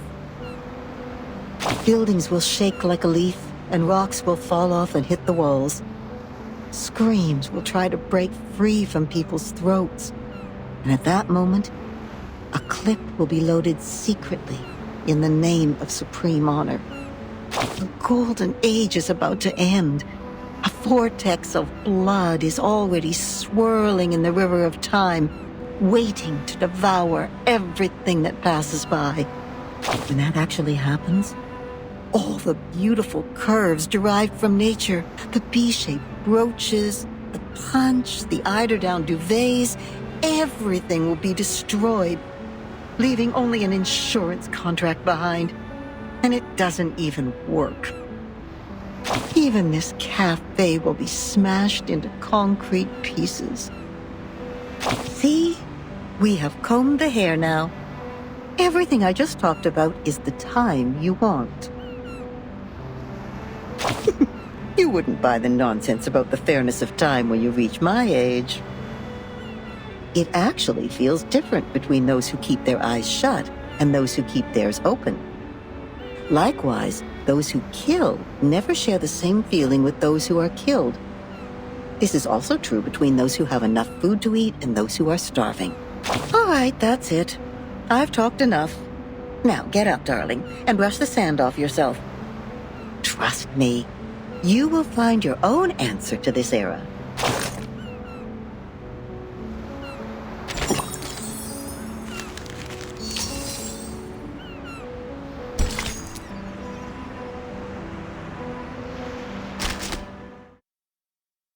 I tried to talk to Miss Centurion, but as soon as she tossed that coin... These people next door are really annoying. You're back. Of course you are. Because this...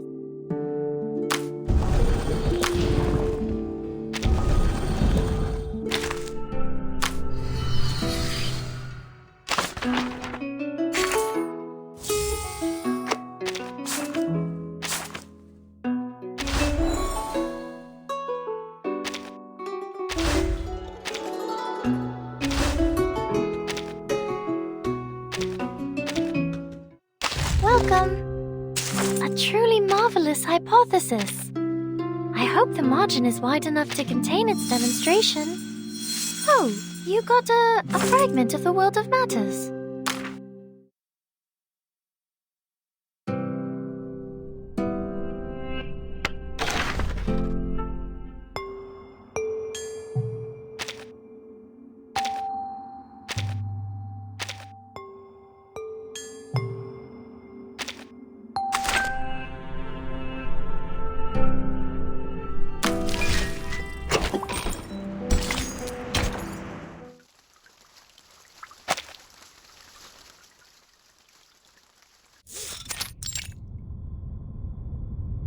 Yes, all is well.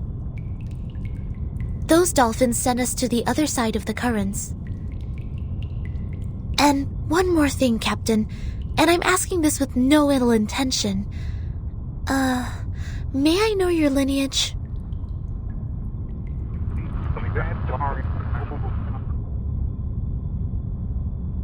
Thank you. I wish your next mission would be trouble-free too.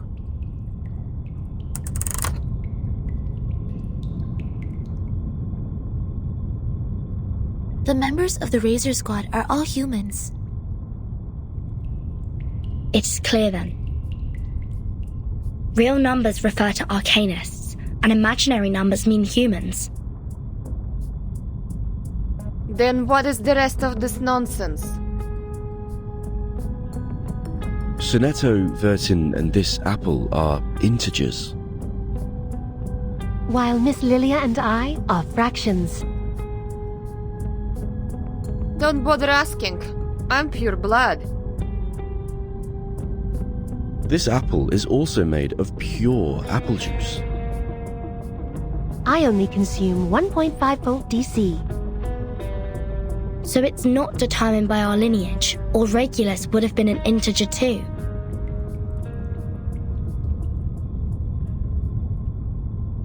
So why on earth am I the irrational number? Why only me?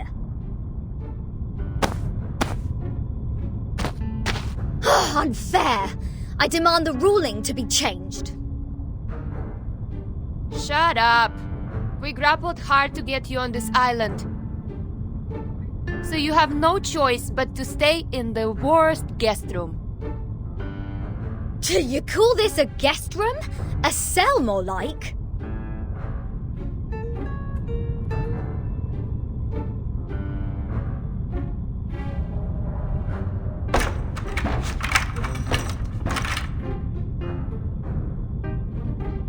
Perhaps this piece of news will cheer you up.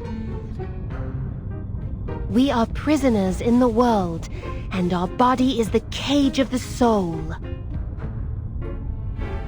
Oh, cut me a break. Might as well play us some rock music.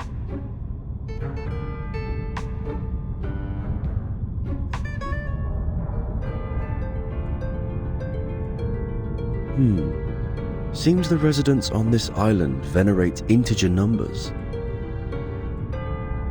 And irrational numbers, or the non-terminating, non-repeating decimals, cannot be represented as the ratio of two integers, hence they are discriminated.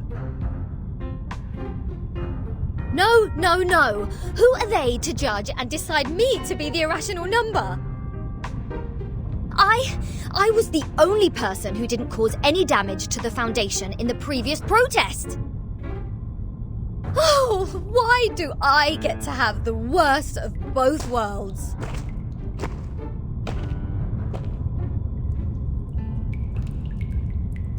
I've requested information from Ms. Moisson about Apiron, but it will take some time for the files to come in. The captain of the Razor's Special Operations Squad told me this might be a settlement of a group of Arcanists who have been long cut off from the world.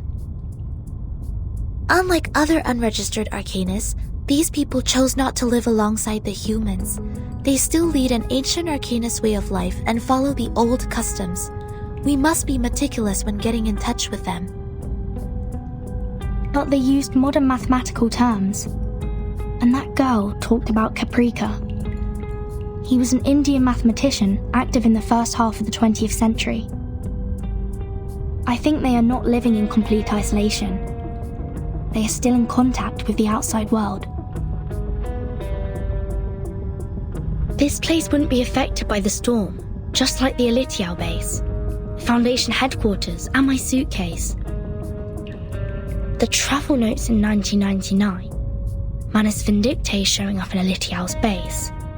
The storm, or emanation, they must be somehow connected. And we'll find our answer here, I think. Very energetic, Capitan. By the way, how come nobody is here to welcome us? They wouldn't suddenly decide to detain us all just because we have an irrational number here, right? I'm with you all the time.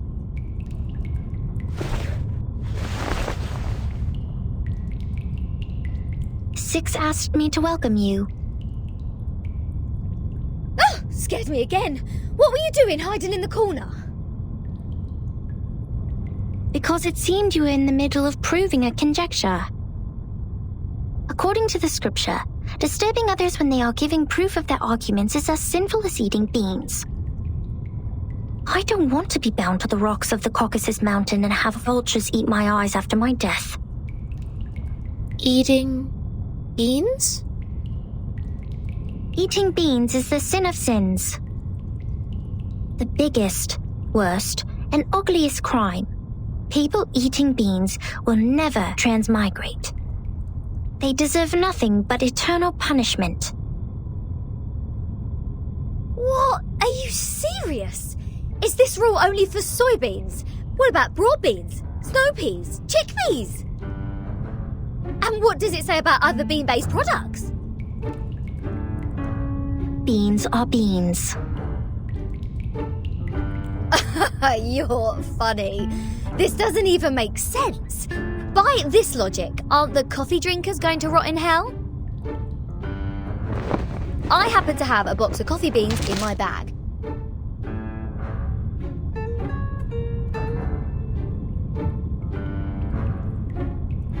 If I put one coffee bean in my mouth, will the vulture get me right away? No way! Whoa, easy, mate. Do you want to get physical? This pirate is not scared of you.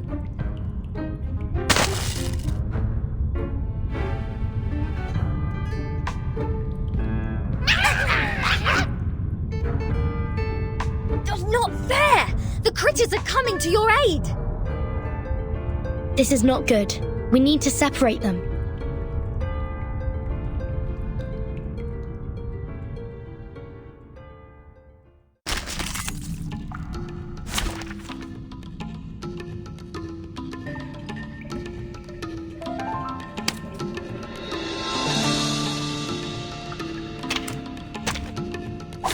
I can't wait anymore!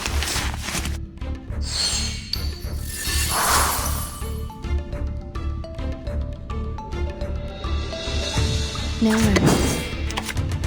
It could be found. They're just little games. Aha! Rock, rock, rock! Change the world!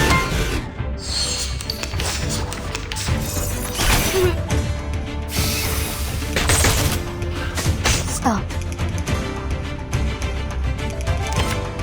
Isn't there? It could be found. Form is a bubble. Breathe. Aha!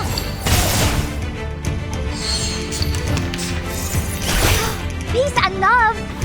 Peace and... Rational. No worries. Start me up! Isn't that? Breathe. Woohoo! Release! Intersect and divide.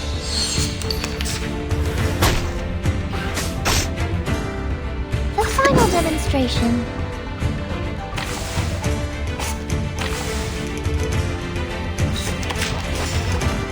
The final demonstration. Just start me up! Welcome to the world of numbers.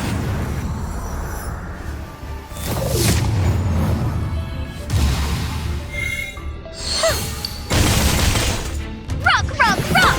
Change the world! Woohoo! Release!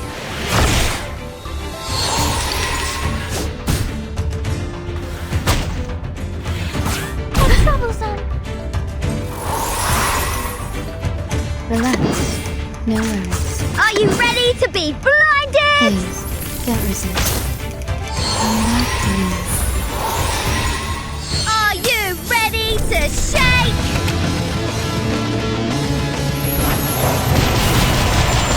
Woohoo! Release!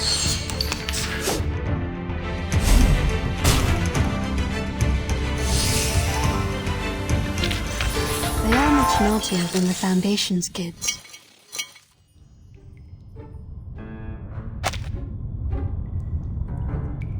Let go! Let go! What are you, a dog? Oh, Vertin! Sonetto! Lilia! Get her off me! Oh. What is going on here? 37, let go of the guest's head. Now.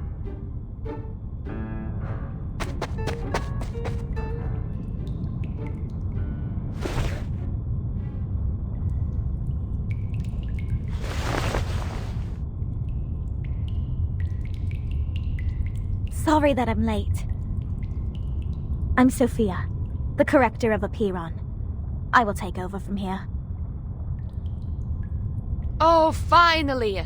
We have an ordinary person here. Please, let's talk on the way to the outside.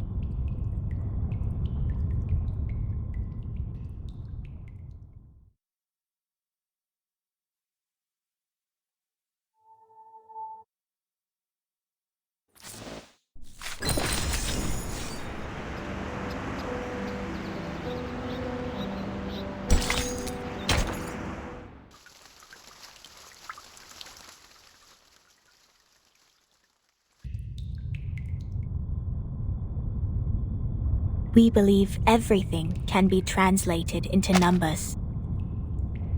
Things are made up of numbers, and mathematics is the key to opening the gate of truth.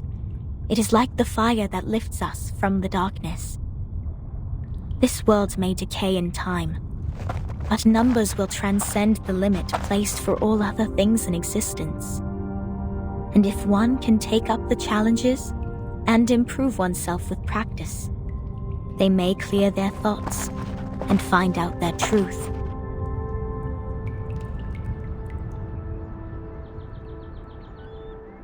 That is, to find out the number of their soul. Oh, this is more like a place for proper conversations. Broad, open, as vast as the high seas. Hold your horses, Miss Regulus. If you were to speak of consuming beans again, I will have no choice but to send you into the depths of the sea. Fine. Haven't done anything yet. Miss Sophia, could you please repeat all the taboos on the island? It was too dark in there. I didn't take them all down. Worry not, Miss Sonetto. I have them all recorded.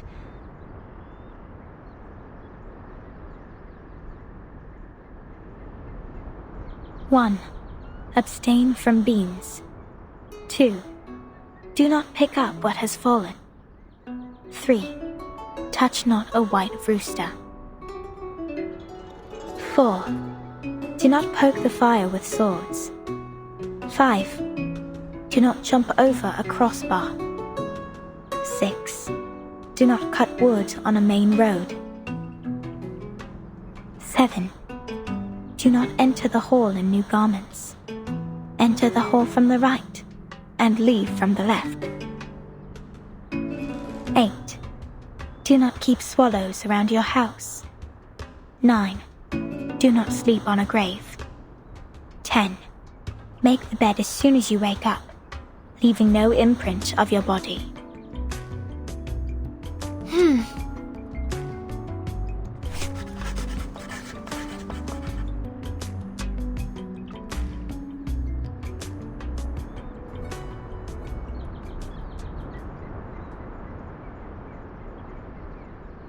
What strange obsessions are these? Even the police in London would be less officious. This is an archaic arcanist group we're dealing with. I assume they have their own reason for these. But what else are we going to do if we can't pick up the things on the ground? Just let it rot? Oh, this doesn't even make sense. You are indeed an irrational number. Huh? What about me? Though I can't identify the exact number of yours, it's never too hard to tell the number types. Like you are a very typical irrational number. Irrational numbers are disobedient, sometimes unreasonable, and they hardly play by any rules. Just like the non-terminating random numbers following its decimal. These numbers are the floating points, or the noises. People of this type are the random ones whose actions show no pattern whatsoever.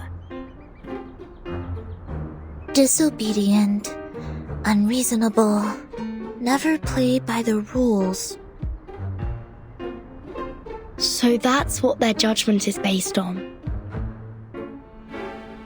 Oh, she even gets the rock and roll part right. him a leg. This pirate will not so easily be defined. What about you? What's your number then? I'm still learning. My time to reveal my number has not come yet. Oh, you don't know? Well, I can help you with that. You are an irrational number 2.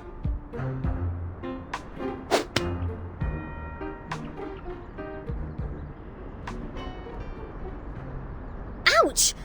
What is this? A grape? Huh. A perfect parabola.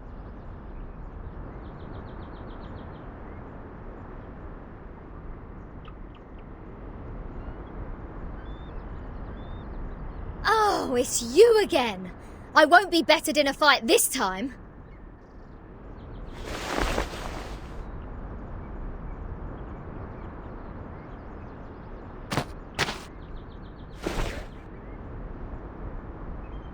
"37? Shouldn't you be off preparing for the doctrinal meeting?"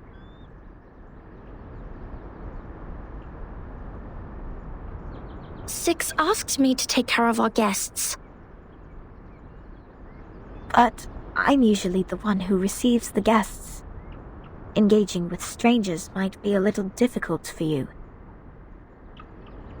There's no causal link in these two events.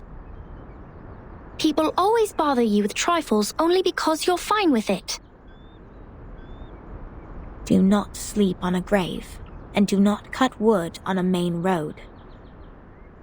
Idleness is the cause of the breakage of one's flesh and soul in the long journey of perfecting oneself. Those who have not yet found their numbers have even fewer excuses to be indolent. Besides, why would you place the head of a guest in your mouth? She said she's going to eat beans.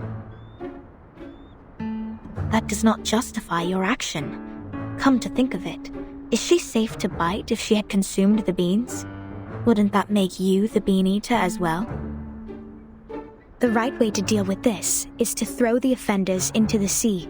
Let the Gorgon current take them and confine them in the ever-repeating circular motion. Oh yeah, this is the most optimal solution. How come you didn't think of it? This is one of the most basic set problems. Hello? Are we done with the chit-chatting? Conspiring to my face to throw me in the sea. Mind you, this pirate's tolerance has limits.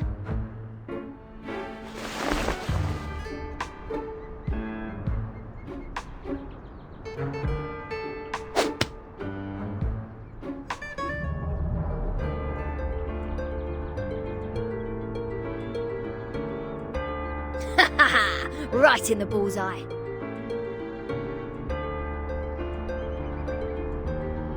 What? What's that look on your faces? An eye for an eye, a tooth for a tooth. I didn't start this. Regulus, did you just pick up the grape that 37 threw at you earlier from the ground?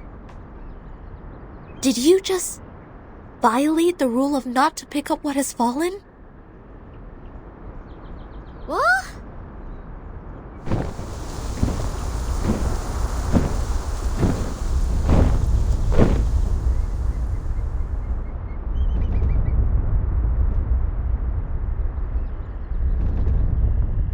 Get down!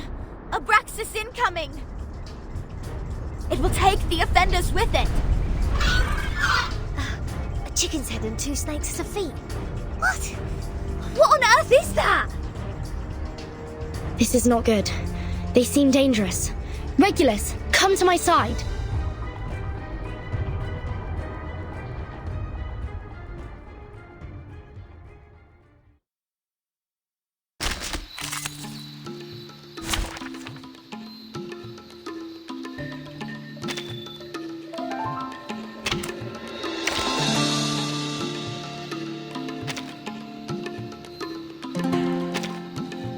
Let's have a party then! Wow, so many things that I haven't seen.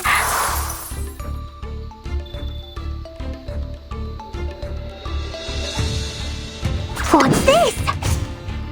Relax. Start me up! What's that? Left hand up! Now right hand up! Ah, it seems to be mixed up. This should be fine, right? Don't touch my bag! Stop.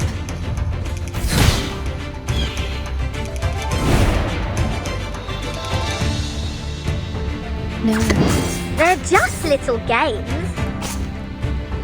Relax. Start me up! What's this? Please, don't resist. Woohoo! Release! I tripled the ingredients this time. Stop. Don't touch my bag!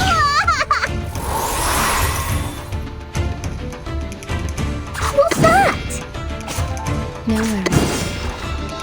What's this? What's that? I smell the scent of mint oil.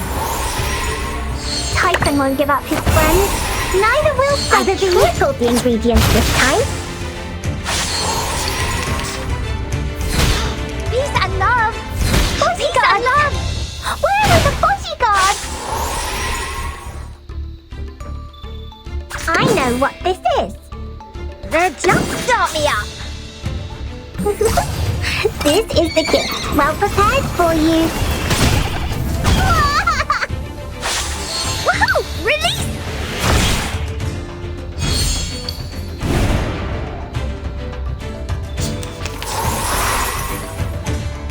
Relax. What's this? Are you ready to be blinded? Please, don't resist. Ah, it seems to be mixed up. This should be fine, right? Are you ready to shake?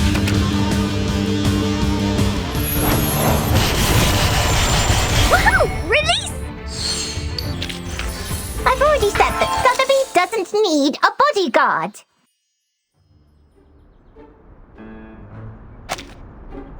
Regulus!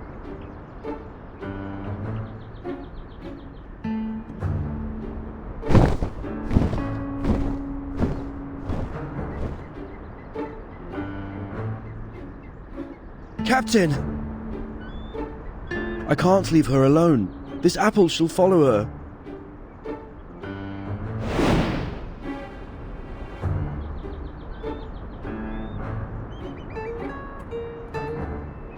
A toast to Regulus.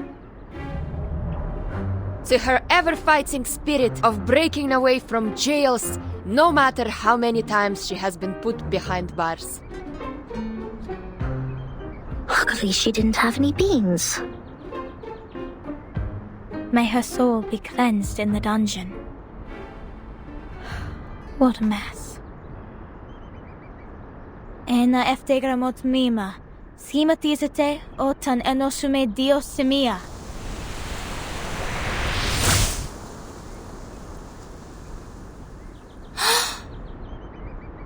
Timekeeper, did you see that? The arcane skills cast by the congregation on this island are very different from those we have seen. Mr. Apple is with Regulus. She won't be in danger for now. Let's follow Sophia.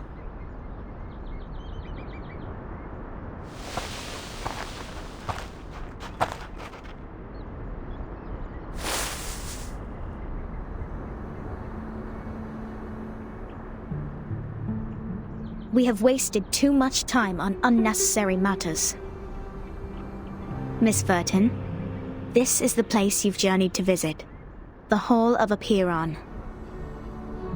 This is where we share our knowledge of Numa, which is also the storm you've been referring to.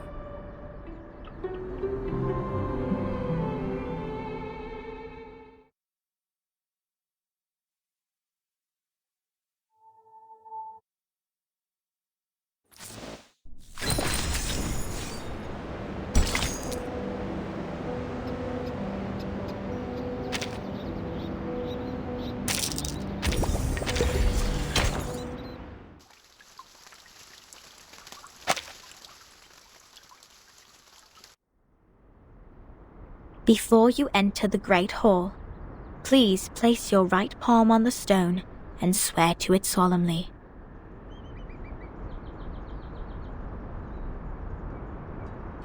I wish to be baptized in the water of Gnosis, and be rid of the long darkness of ignorance. I ask my tongue to be taken, for it has spoken mindless words, and I shall stay silent for the truth. I choose to leave the fragments of matters behind me, and enter the great hall of forms as clean as a newborn. I swear to let matters stay in the world of matter, and a form in the world of forms. I swear to reveal no secrets, or my heart shall be taken by the vulture, my body consumed in flames, my soul trapped in the endless wheel of birth.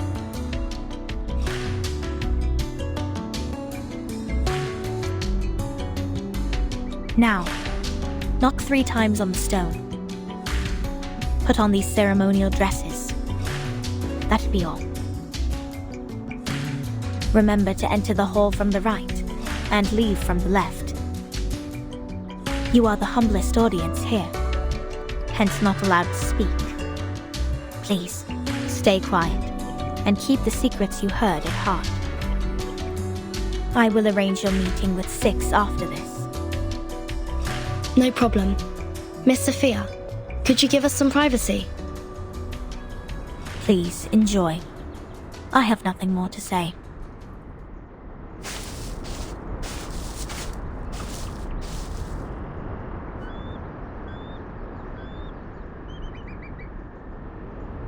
Wurtson, are we really going to do this? That oath we have to make to enter the hall sounds vicious.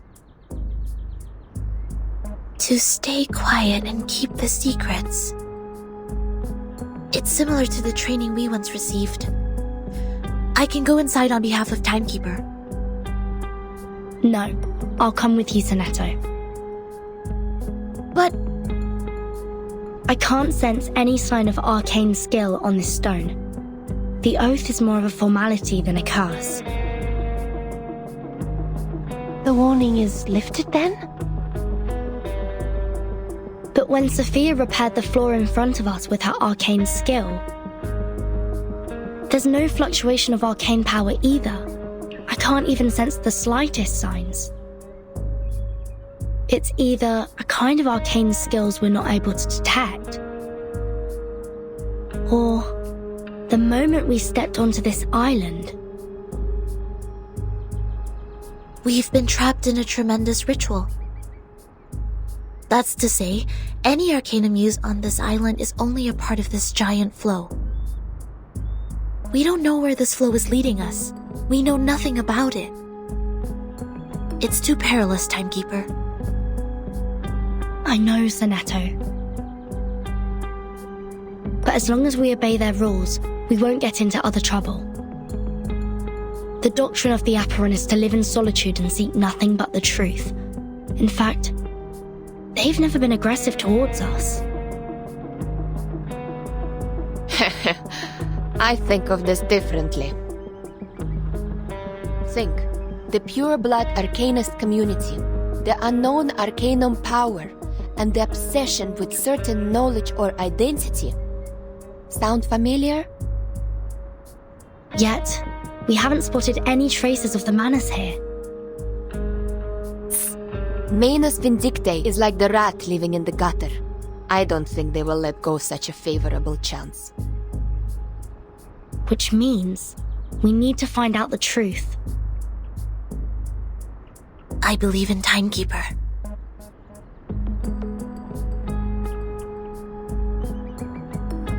I have 0 interest in this meeting. I'll stay outside to keep a lookout. Take care.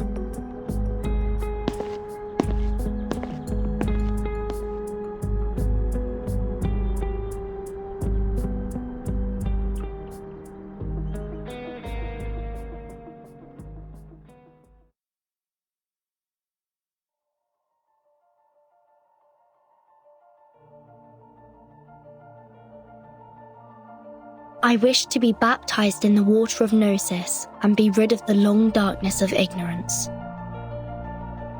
I ask my tongue to be taken, for it has spoken mindless words, and I shall stay silent for the truth.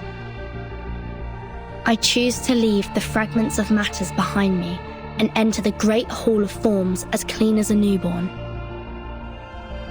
I swear to let matter stay in the world of matter, and a form in the world of forms. I swear to reveal no secrets. Or my heart shall be taken by the vulture, my body consumed in flames, my soul trapped in the endless wheel of birth.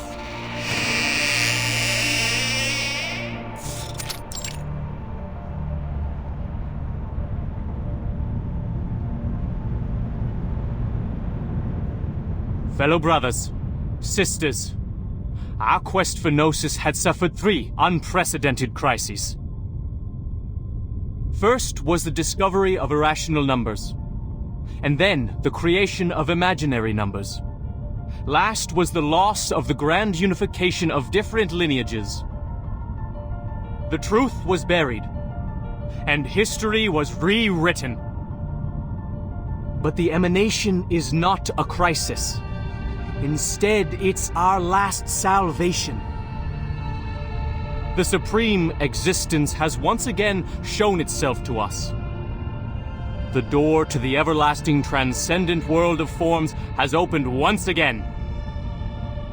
As Numa pours down, things are rewound to the world of light. Everything in the world of matter breaks into pieces, for they are as delicate as a petal before it. We, who have the honor to witness the emanation of Numa, have the privilege to survive the turning of the Wheel of Birth. Because we know the truth. Our survival is destined. It is the beginning of a mission to bring the unseen truth into this world.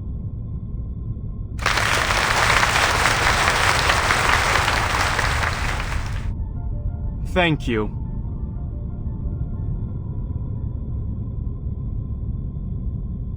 The next orator is 37, our smallest irregular prime, and the brightest star of Hermes.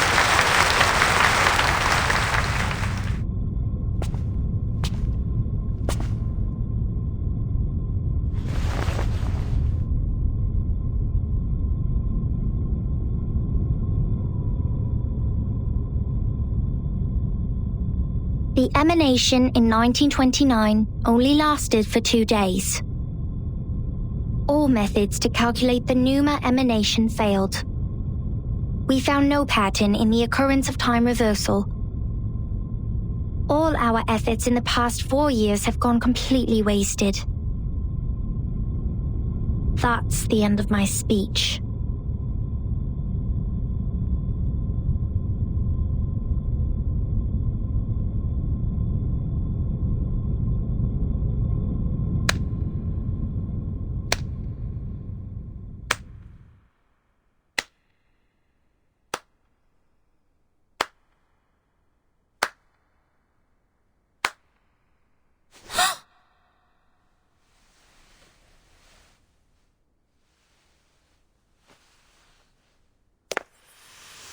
Regna sereno, intenso ed infinito. Shh. Who did that? Who broke the silence?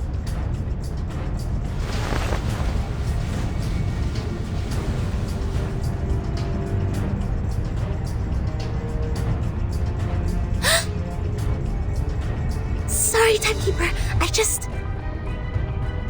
Get ready to run, Snetto. The Abraxases are coming.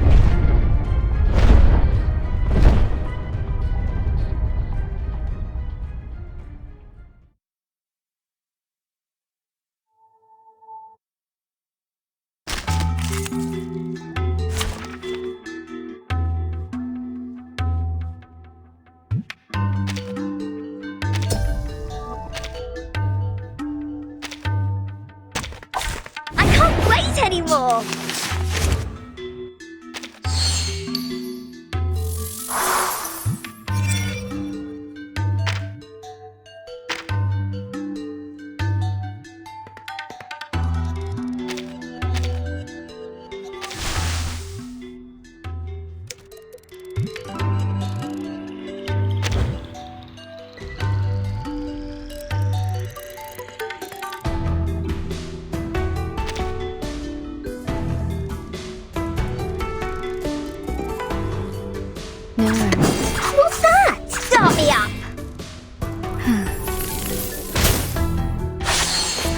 it seems to be mixed up. This should be fine, Left right? hands up. Now right hands up.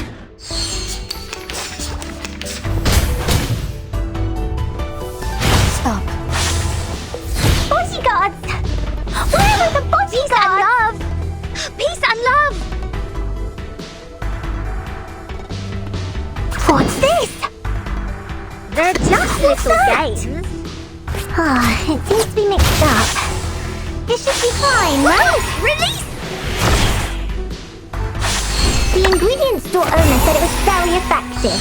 Please believe me.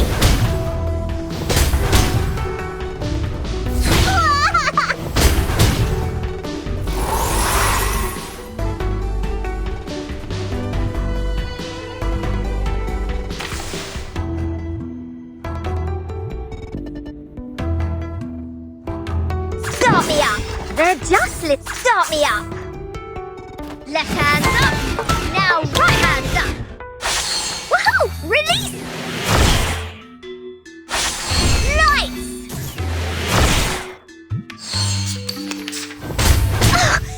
Don't touch my bag! What's Are this? you ready to be blinded? It seems to be mixed up. This should be fine, right? Ready to shake?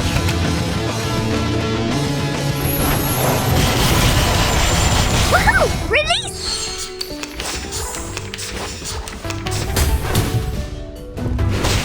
Stop.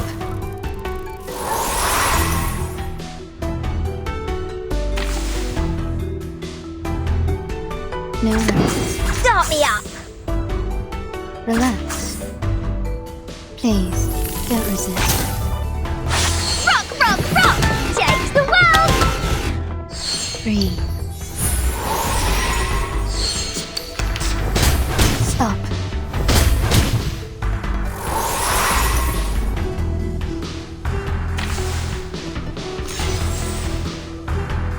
No worries. We need some peaceful They're moments. just little games. Please, don't resist.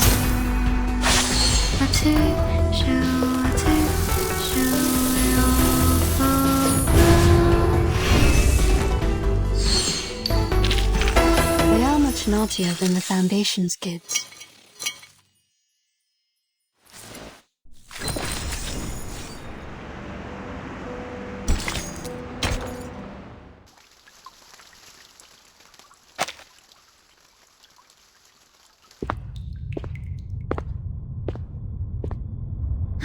Can somebody tell me why I constantly get locked up ever since I've known Vertin?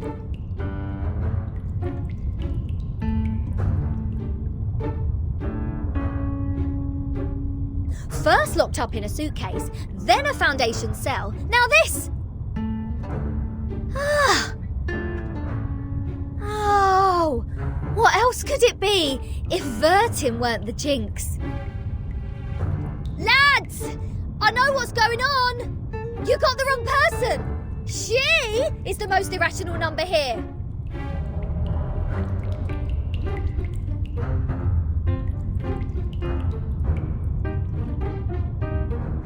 I'm knocked. What does it say here? Freedom will be granted once the proof is completed. That's to say, I have to prove myself not an irrational number to get out of here. Which is exactly what I've been trying to do, isn't it? Rat.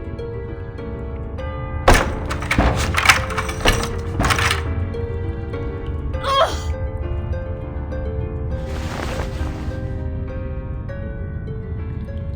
Captain, maybe you're in the wrong direction. This apple presumes that the followers on this island have a close connection with Pythagoreanism.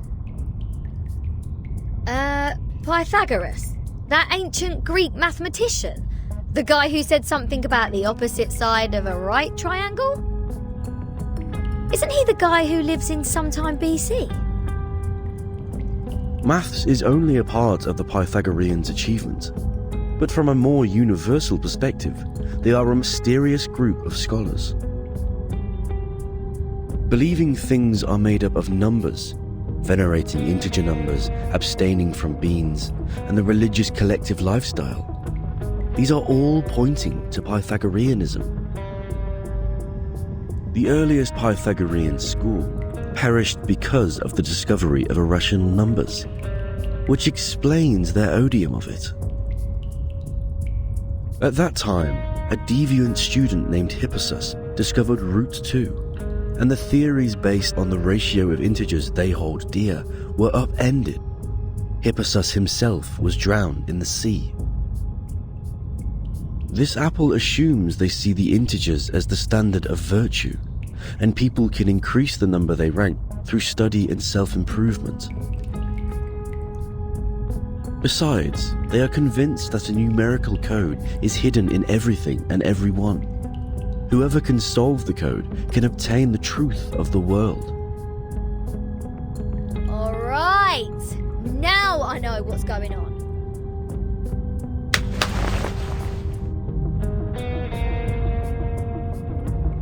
This pirate has had enough of this moral standard, which is obviously prudish, backward, and lacks humanitarian spirit.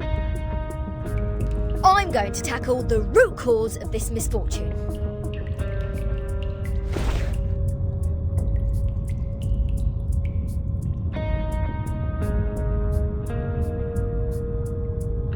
I'm breaking out!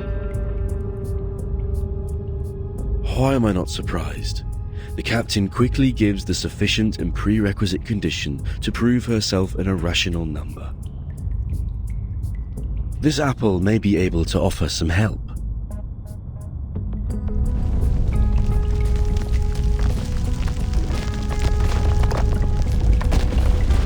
What's happening? An earthquake?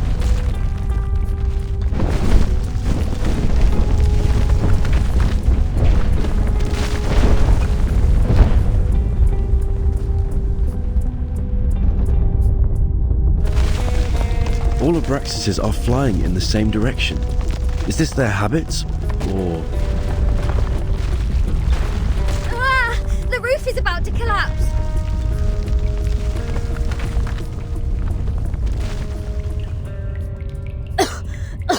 So far, this place has made the London Juvenile Detention Centre a heaven on earth.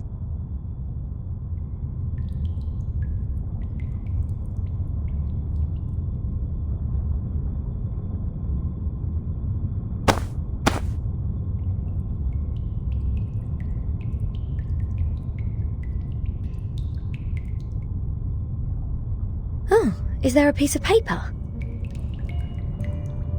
Did one of the Abraxases drop this? Strange.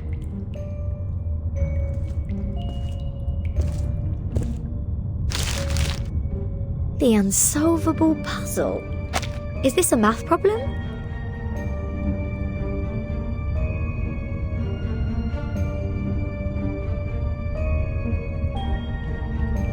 Naught 0.4. 0.7, 1, 1.6, 2.8, 5.2, 10 and 19.6. 8 numbers in total are listed in this order. There are 8 symbols below, respectively representing the Sun, Mercury, Venus, Earth, Mars, Jupiter, Saturn and Uranus.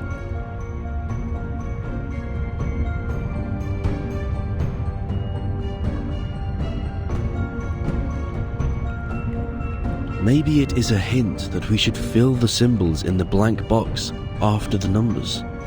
That sign says to complete the proof. Does it mean to solve this puzzle? Ha! How unsolvable can it be? Clearly, each of these 8 numbers should represent one planet. We can easily find the missing planet by trying them one by one. And our Mr. Apple here is the king of the Times crossword. Yes? I think there is a difference between this and a crossword. In this apple's humble opinion, the ratio of certain numbers should match this number sequence, such as the radius, volume, or rotation period. Wouldn't the sun be absurdly large if these numbers stand for their sizes?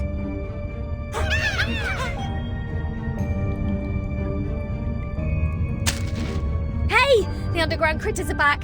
Go away! Don't touch my notes. It's not your food.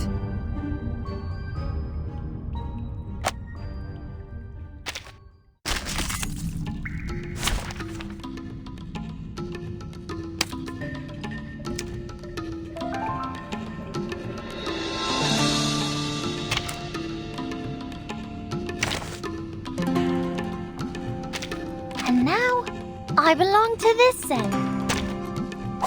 Who ate beans?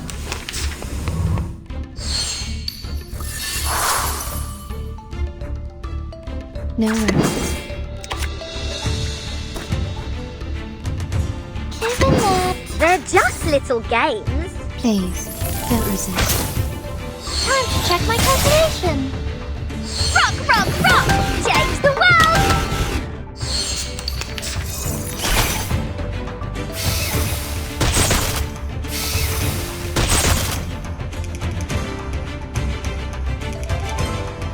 Relax.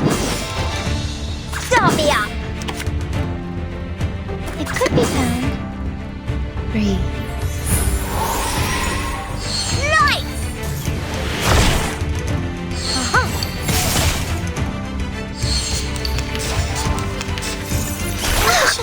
Don't touch my bag!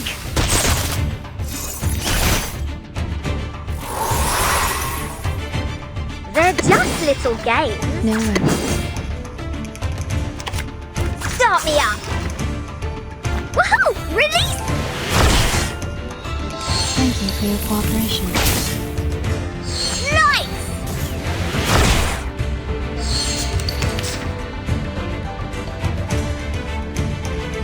Relax, no worries. Are you ready to be blinded? Please, don't resist. Breathe.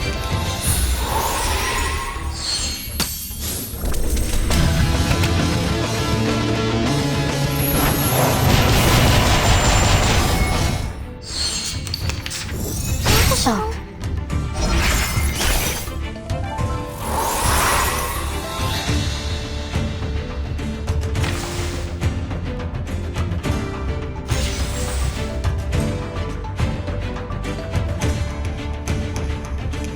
They're just little games. Start me up! Rock, rock, rock! Change the world!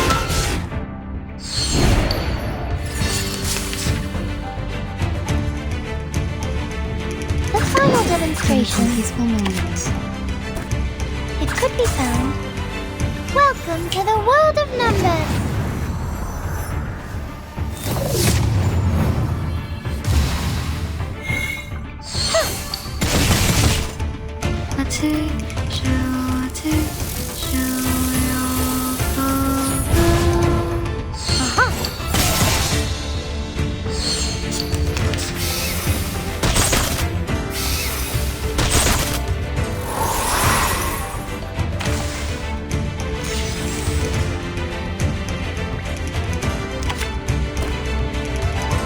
No worries. They're just little games. Thank you for your cooperation. Time to check my calculation. Rock, rock, rock! Change the world!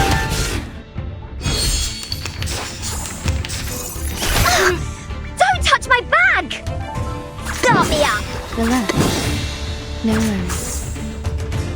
Left hand up! Now right hand up! Hip, hip, hooray!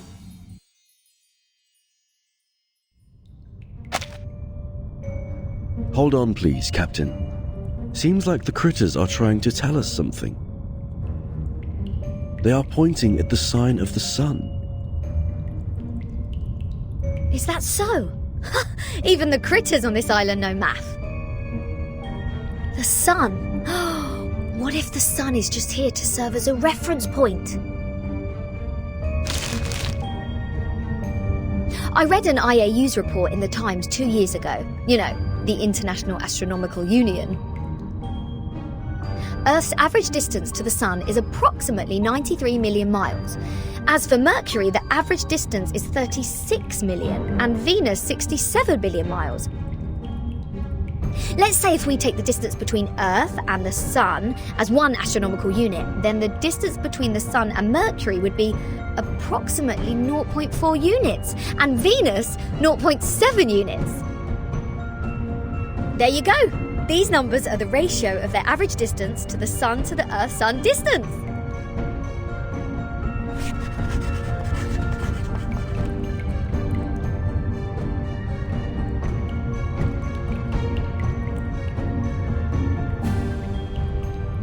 The average distance from Mars to the Sun is about 142 million miles, Jupiter about 484 million miles, Saturn 886 million miles, and Uranus 1.786 billion miles.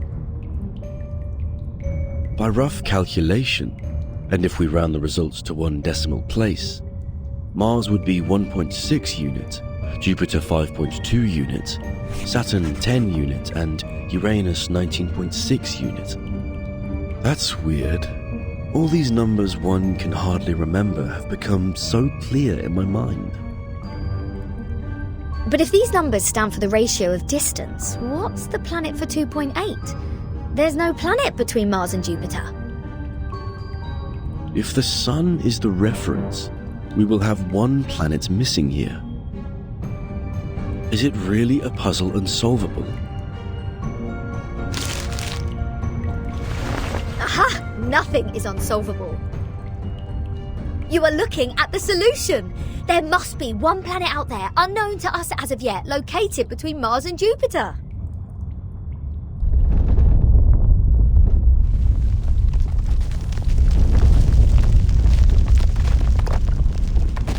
What now?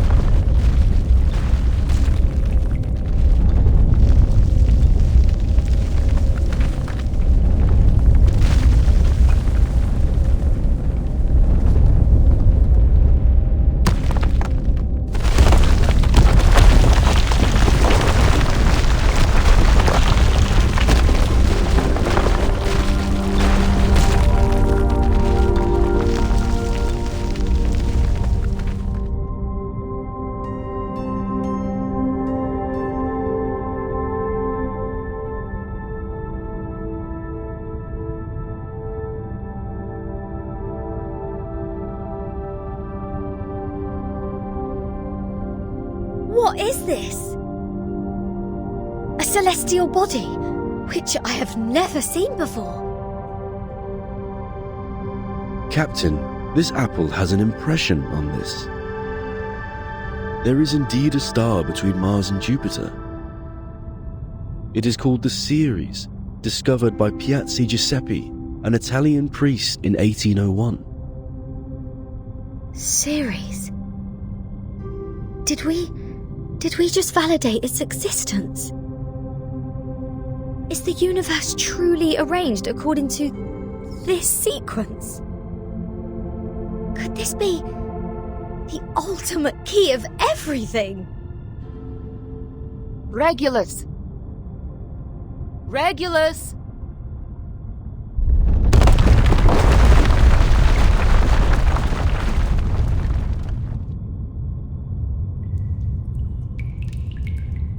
What are you doing?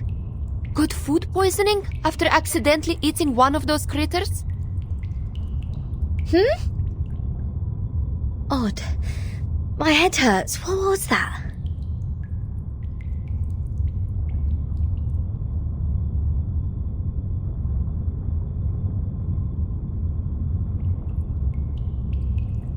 I'll make it short. Stanetta is in detention. They're planning to sentence her to death by giving her the poisoned wine. Hey, what?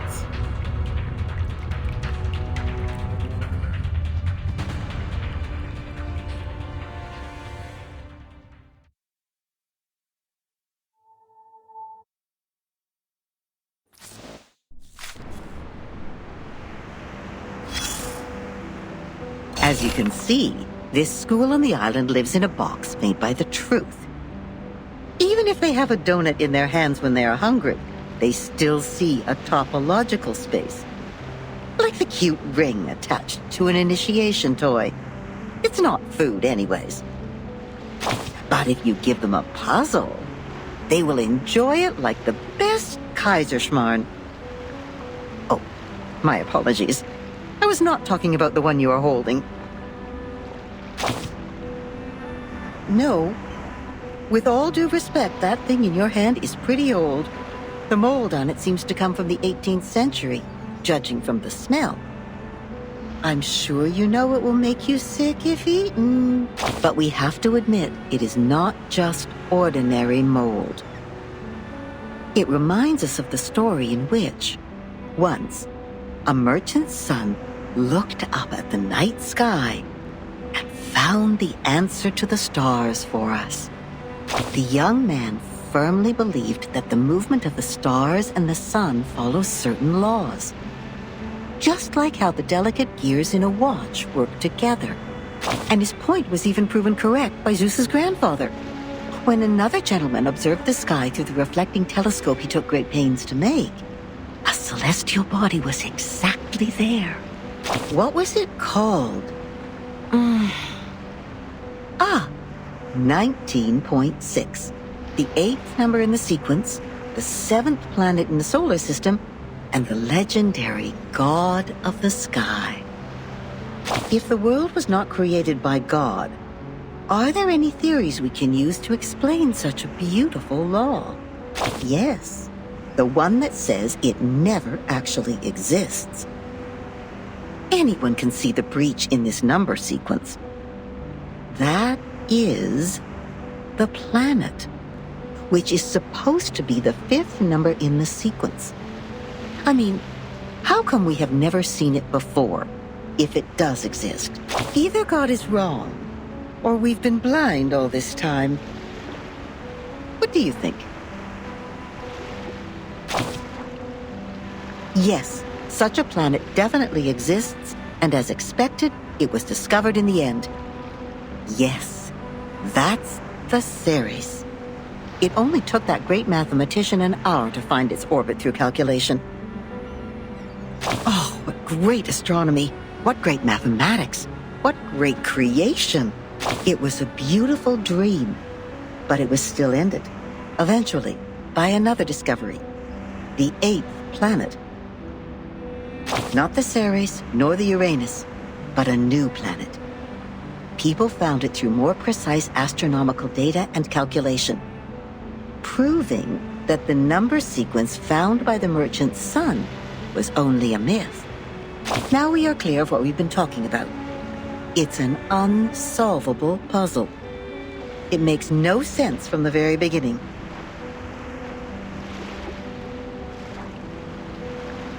We found the Ceres because it happened to be there. It is real, and no one can deny its existence. In other words, we can perfectly prove the rationality of mathematics because we invented it. It's been a good dream, I suppose. Now, imagine that you are walking alone in the darkest valley ever, trying to drag your fragile body upward as much as possible before it is worn out. Hoarse cries squeeze their way out of your mouth to ask for a response from the gods. Suddenly, an afflatus dawns on you. The next moment, a miracle happens. You are already at the top of the mountain, witnessing the rise of a huge celestial body from the skyline. Even if it's only in your imagination, you have just witnessed the dawn of the creation, and the shock is real.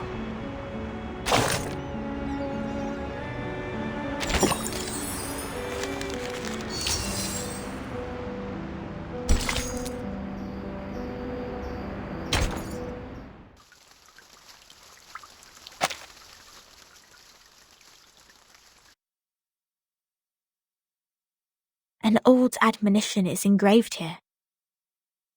Let no one ignorant of geometry or the irrational numbers enter.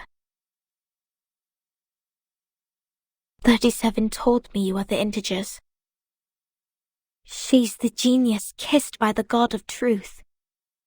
She can see our numbers and has never made a mistake. But I don't understand. Why would you break the silence at the meeting?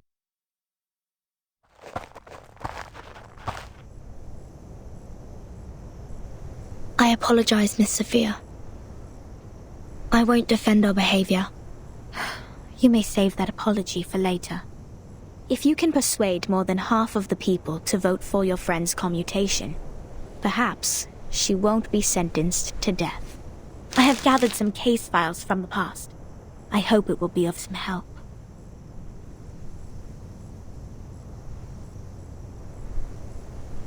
These files are, but won't you be in trouble for helping us? I have my own reasons.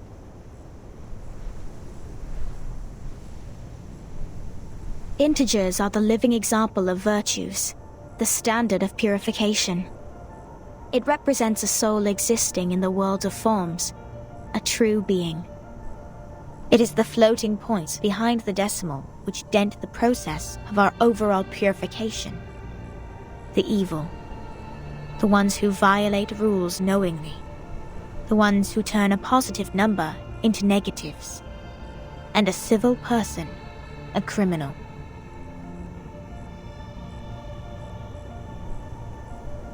If integers like you would lose your life over some unintentional mistakes, wouldn't it be a great shame? Besides, I can't stand the idea of you being killed in front of me. Not rigorous.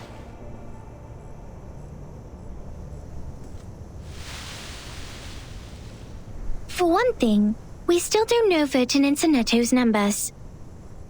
For another, the fact that every crow we've seen is black doesn't necessarily entail that the next crow will also be black.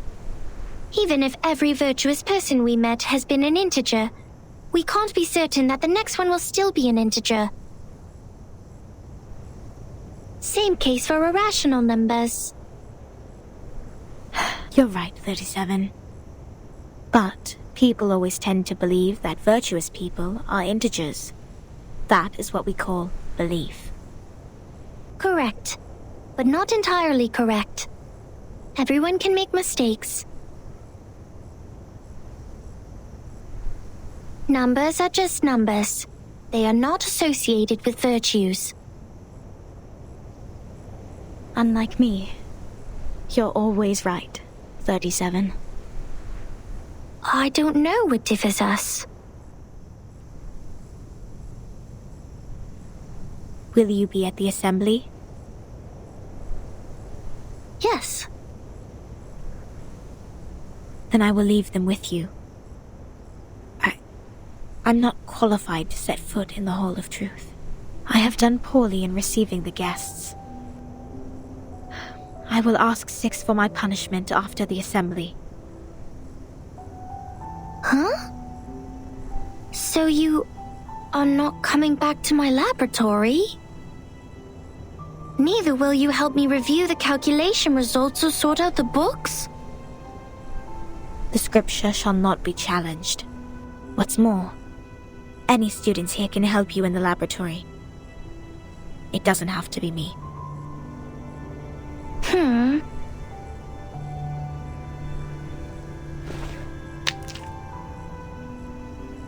Had I known, I would have let someone else welcome Vertin and her friends. Like 210. He loves to brag to young ladies so much that he would take the punishment willingly, right? You were that someone else who was assigned to receive them in the first place.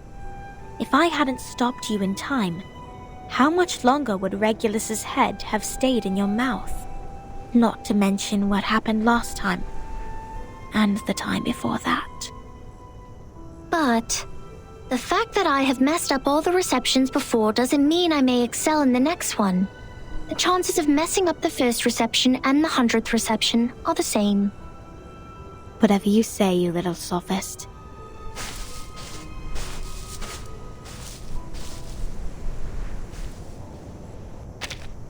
Everyone says so. But compliments won't help her find her number.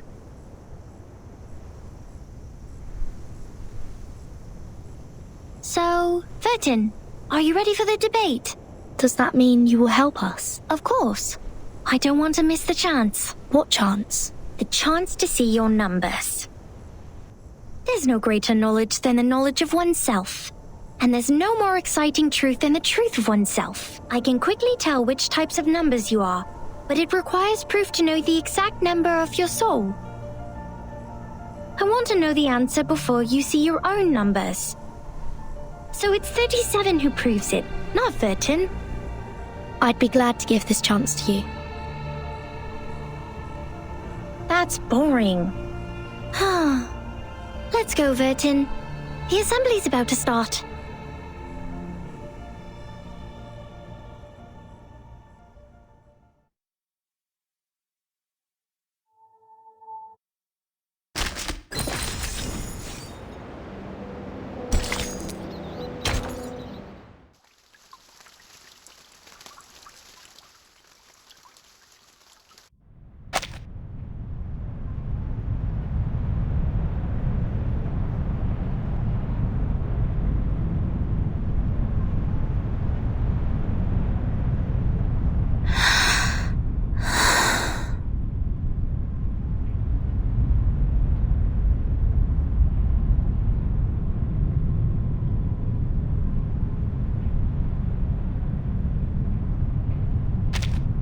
Don't worry, Timekeeper.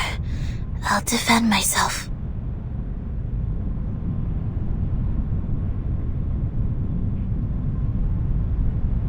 Back in the Foundation, I once won a public debate of a similar nature. This is my duty. I won't let it get in the way of the team's investigation. Sonetto.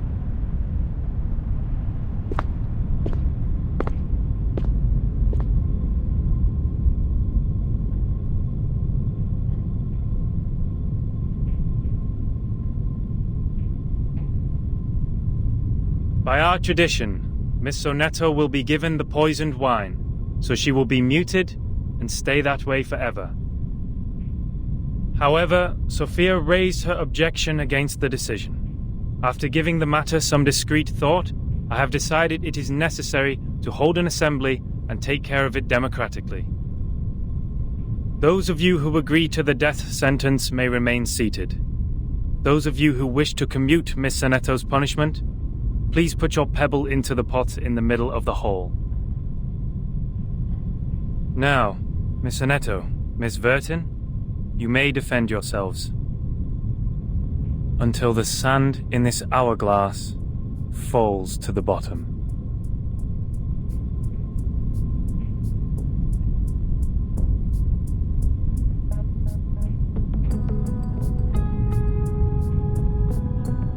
I am Sonetto from St. Pavla Foundation.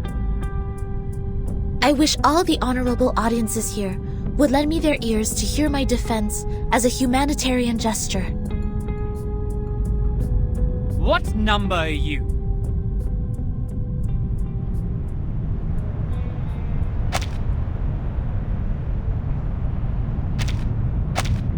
Defendant, the court requires an answer. What is your number? What? Me? No, I don't have a number. Don't waste our time. People without a number cannot stand in the Hall of Truth. All her words are void. Sentence her to death now!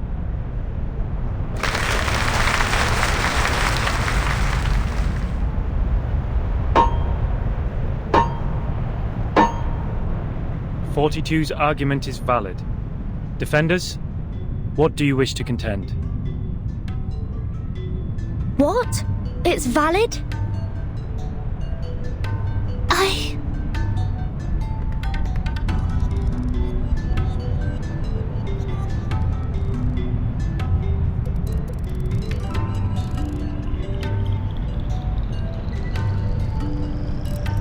Objection!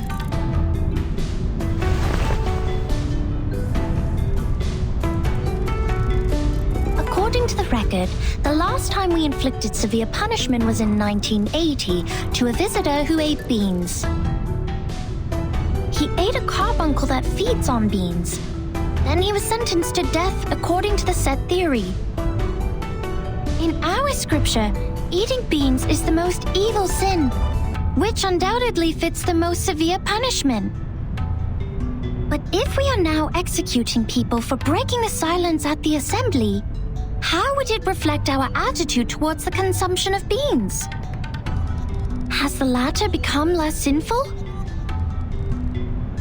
I suggest Sinetto's punishment to be commuted.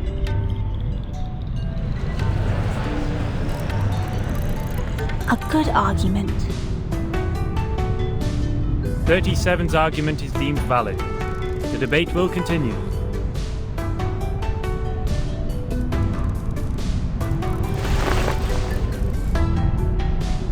Objection. The punishment for eating beans is to throw the offenders into the Gorgon current, while the punishment for the silence breaker is to drink poisoned wine. Among all the punishments we have, there's no other punishment more dreadful than being thrown into the Gorgon current. Because eternity and infinity are the two things we have the least knowledge of, which makes them the most ghastly punishments among all. Giving her the poisoned wine doesn't make the consumption of beans less sinful. Her argument is invalid.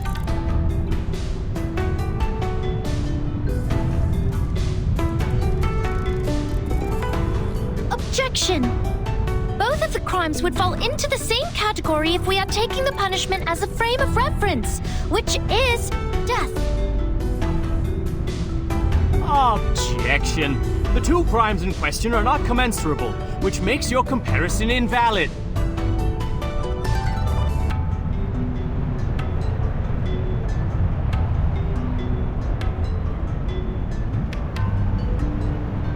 What's this? I'm completely lost in this irrational debate. I see. So that's how it works. Timekeeper? Relax. I will help you.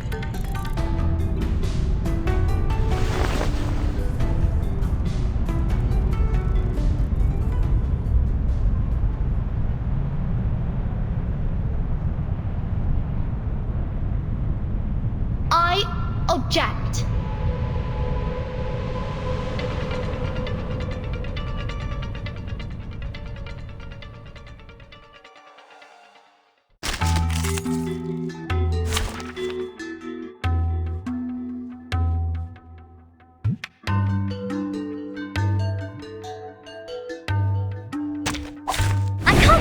Anymore. I'd like to start by quoting 42's first argument. People without a number cannot stand in the Hall of Truth. In that case, it's not possible for Sinetto to commit a crime in the Hall of Truth, because she can't even be in the hall. What? Good point, Vertin. This is our chance to out-argue them. Start me up. They're just little games. Left hand up, now right hand up. Rock, rock, rock!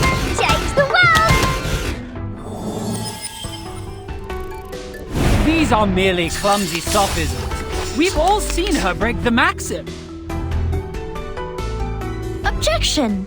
What you see cannot be submitted to the court as a transcendental fact. It's nothing but the fragments of the phenomenal world which can't be used in your argument. Objection sustained. Please, ladies and gentlemen, keep the debate logically consistent. Since Sinetto has no number, and a person without a number does not exist before the truth, Sinetto thus didn't offend your truth. She didn't break any rules. Are you ready, everybody? Let me see your hands. Are you ready to shake?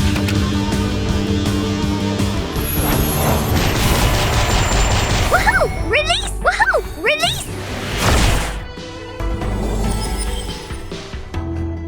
Objection!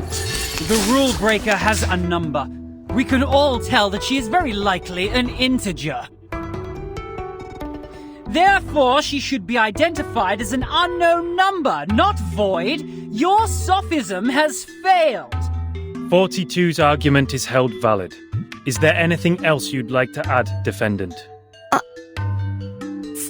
Tell you a secret, 13? We would call criminals negative numbers. I got it!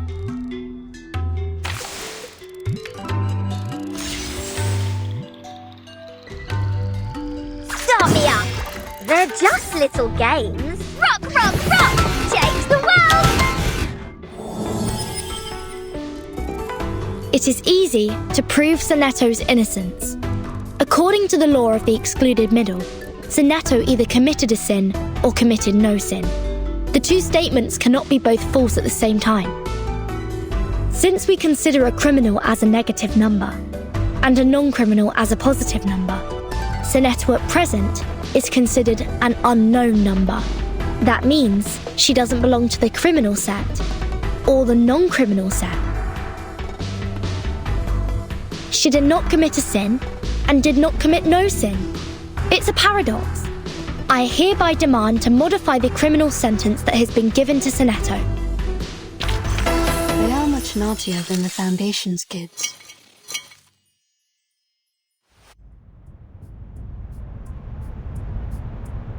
The law of excluded middle. A good sophism. Good for you to create a paradox from one sentence of my argument. But pitifully, you've made a fatal mistake. You've taken my argument as the basis of your defense. I said people without a number should be expelled from the Hall of Truth. You don't have a number either, Miss Outsider. Based on my argument, which has also been approved by you, I argue that all your arguments are invalid. There's no time left. 13 has a number. I saw it. What? 37, do you know what you're saying? Yeah. I read her number. Just now. 13's number is 0.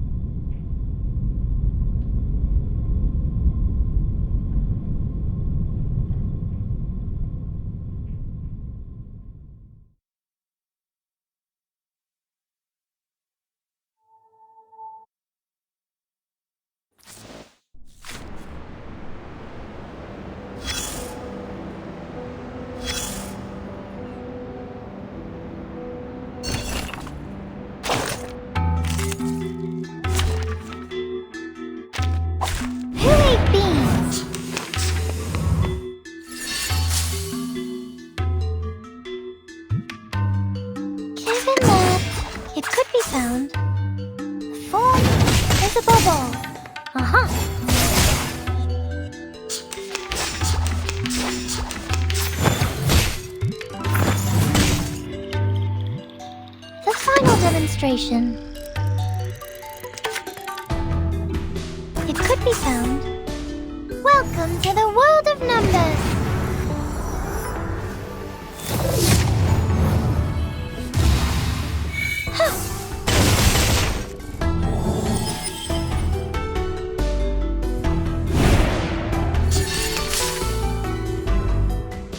Given that, a perfect argument. It's a bubble. Time to check my calculation.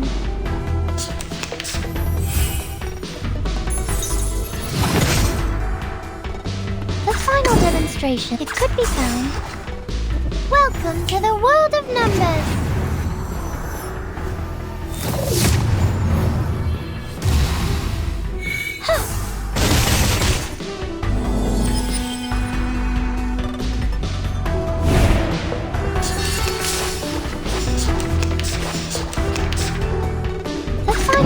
Perfect argument.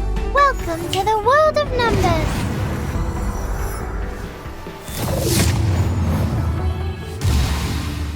Intersect and divide.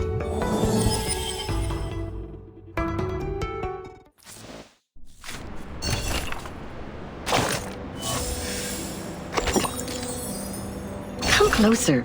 That's right.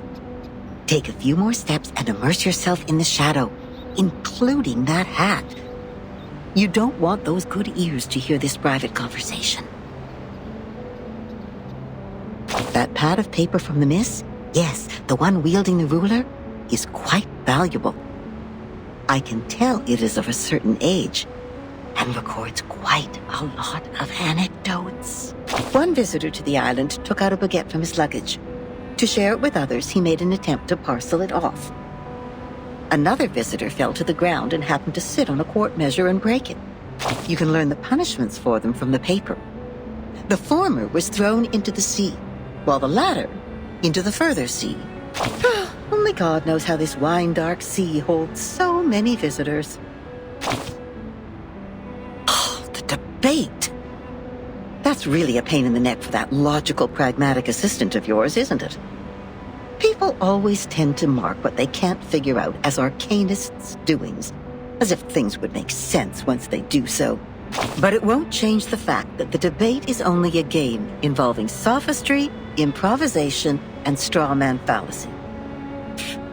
So what makes it superior to beans, if the form is what they are really after? Anyways, whoever fools the others first will win the game. No arcanum at all. And that argument of hers is the best attraction for the audience. A special number.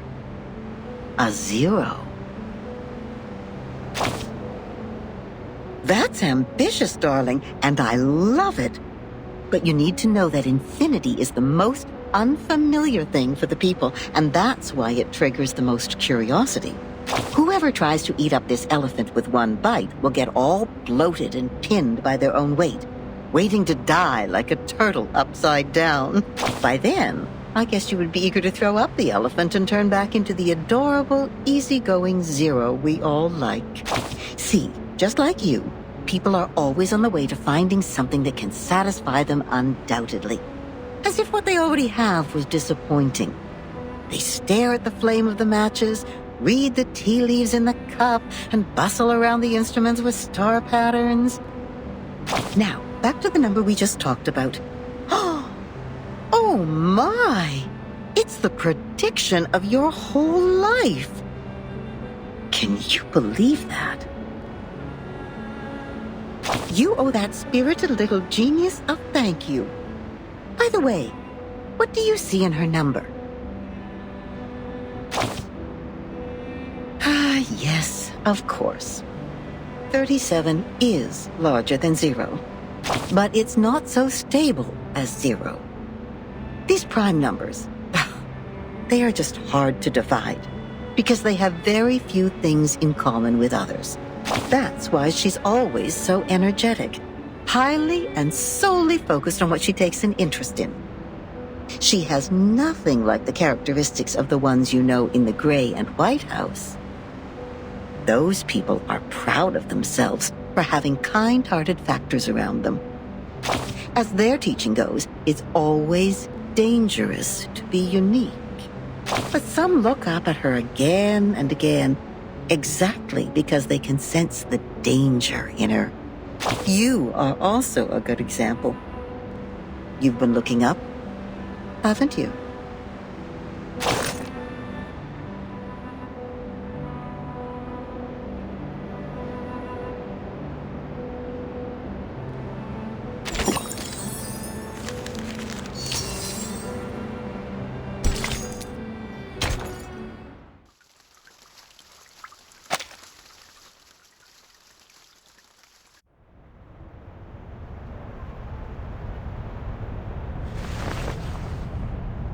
"37. You just said Vertin's number is 0. Do you know what it means? Very clearly. Would you be able to submit proof to Apeiron? No problem. Half of you in this hall have put in the pebbles. If 37's argument is found to be true, every argument Vertin has spoken in Sonetto's defense will be deemed valid. Sonetto will be exempt from the punishment. I will announce the result once 37's proof has been validated by Apeiron. Thank you for your time.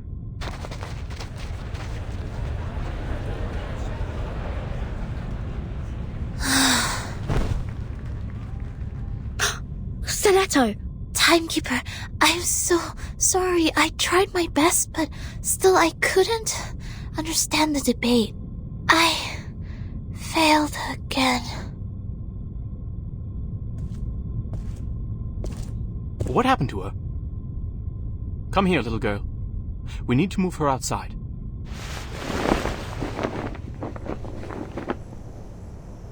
Lie her down on the ground and wipe her palm and feet with dew and peppermint oil. That would be okay.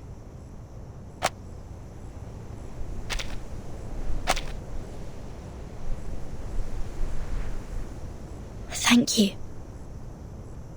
You're welcome. The distinguished number 0.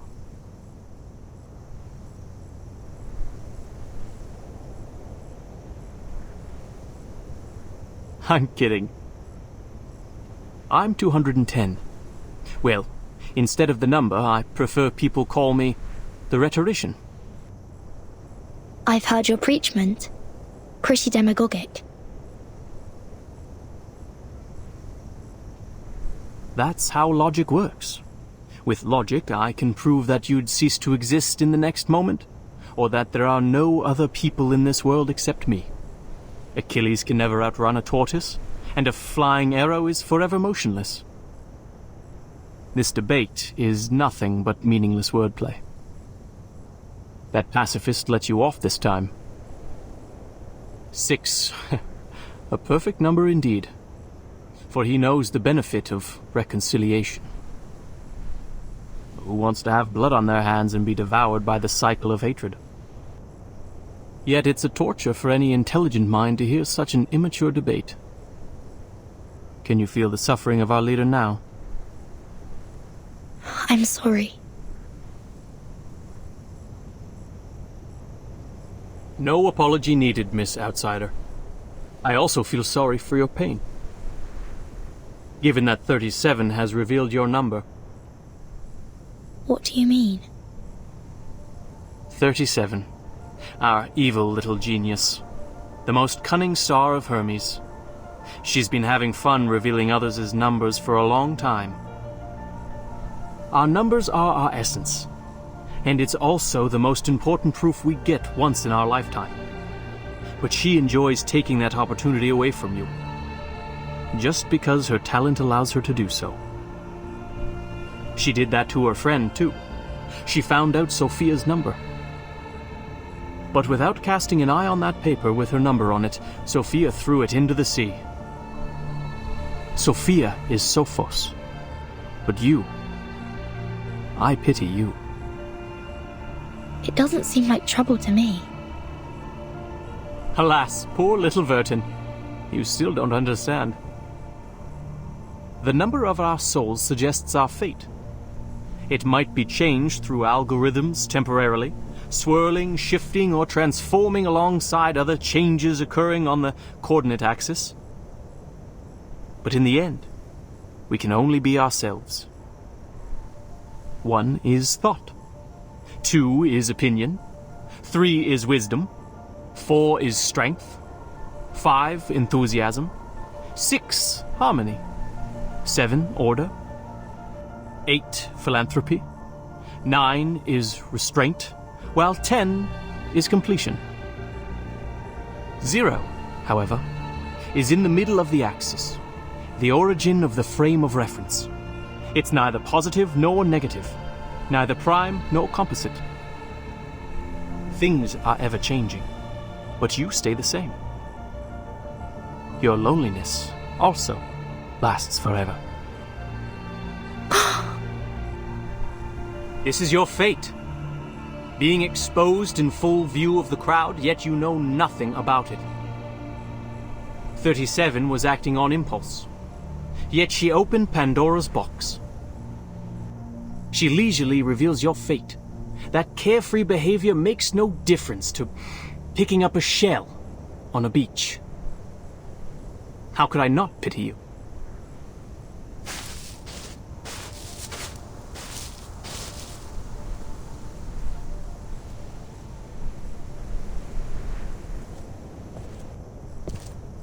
Miss Vertin.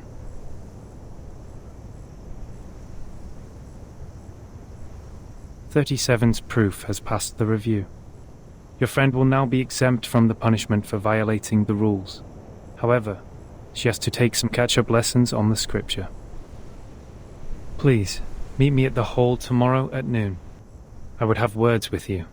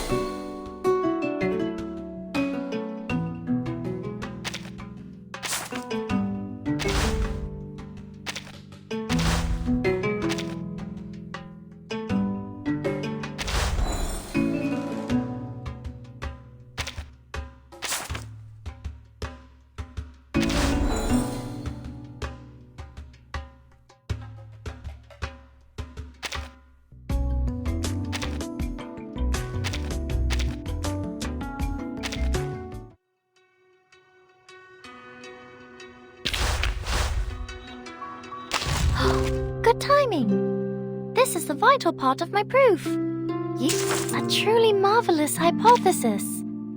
I hope the margin is wide enough to contain its demonstration. Congratulations. There are only a very limited number of them in the warehouse, and your luck is a good example of probability. Well, or that of proof by exhaustion.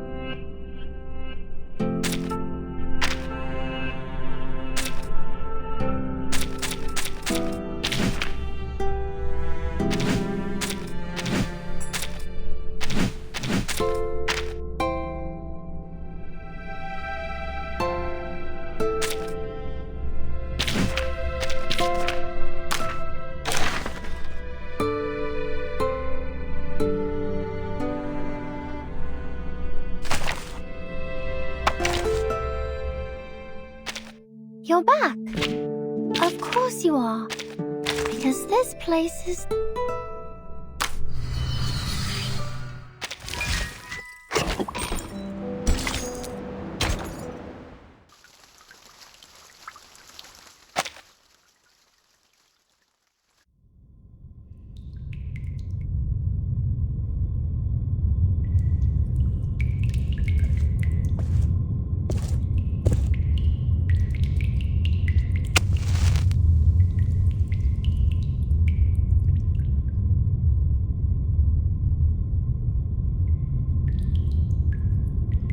Before this negotiation begins, I wish to tell an allegory to the two of you.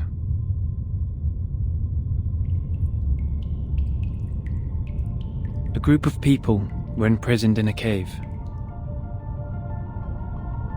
Behind them, there was a fire. Before them, was a tall, solid wall.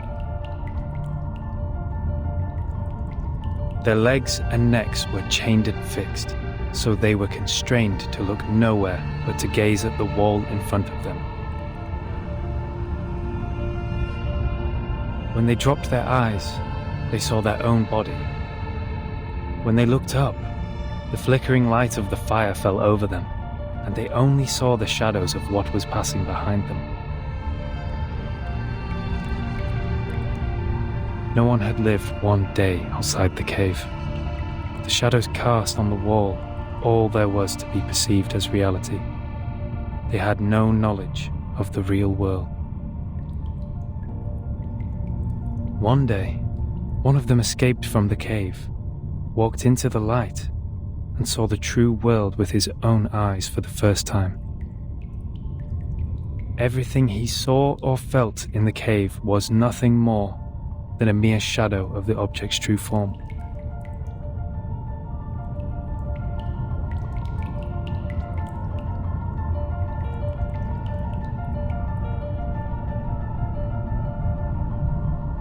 Our world is a poor one, Miss Verton.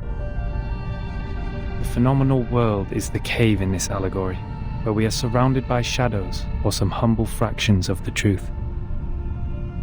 It is ugly, frivolous, filthy, perishable, subject to decay, and filled with hollow desires and meaningless struggles.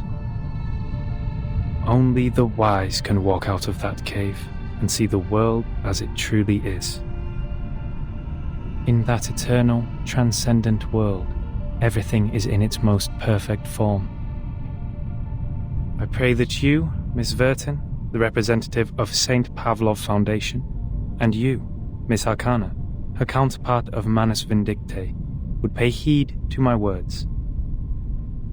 Everything you've been fighting each other for means no more than some fragments of phenomena to us.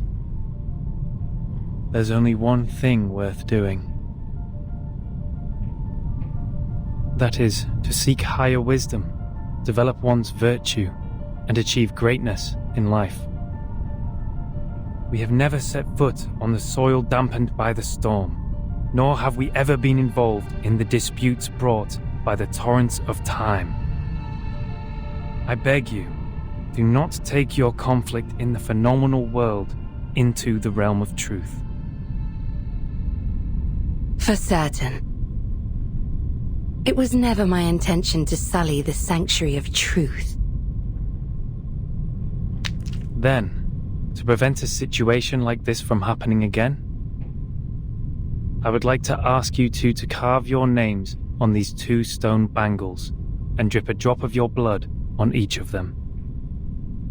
Once the bracelet is put on, no one will be able to remove it.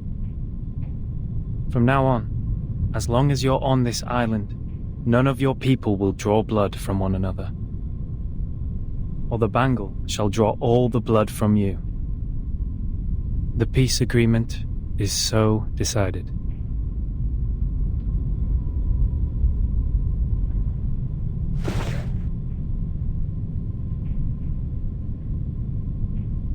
I appreciate that.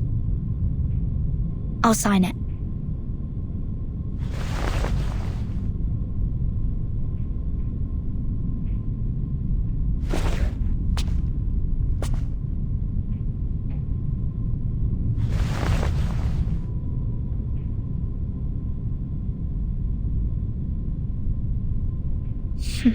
The peace agreement.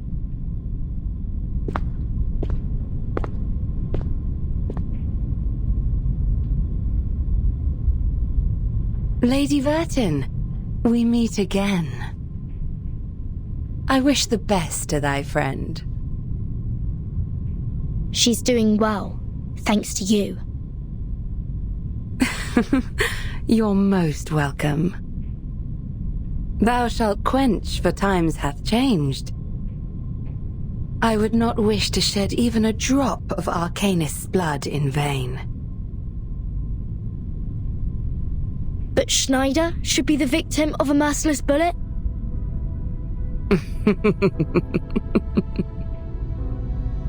Verton, my pitiful child. Did you forget? That merciless bullet cameth from a gun never belonging to me.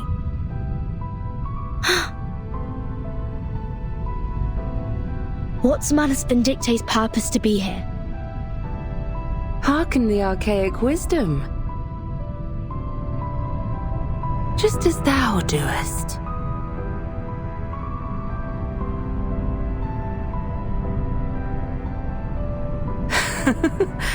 I am not surprised.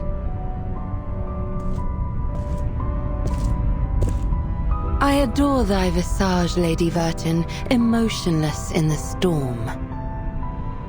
Alas, no man shall bravest the storm and live, including thee.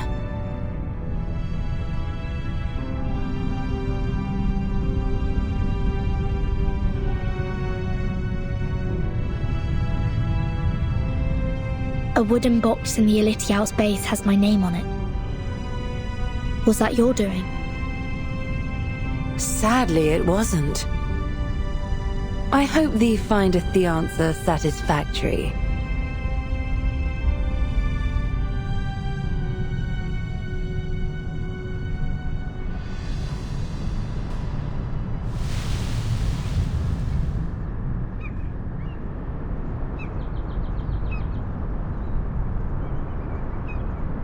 It's burning.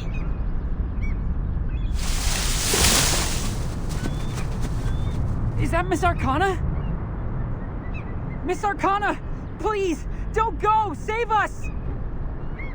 And save all!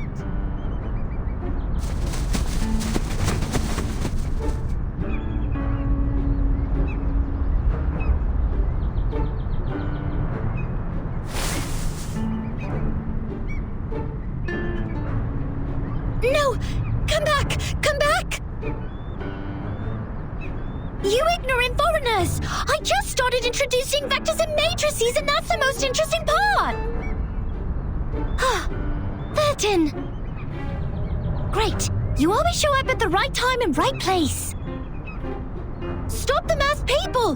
Whatever it takes!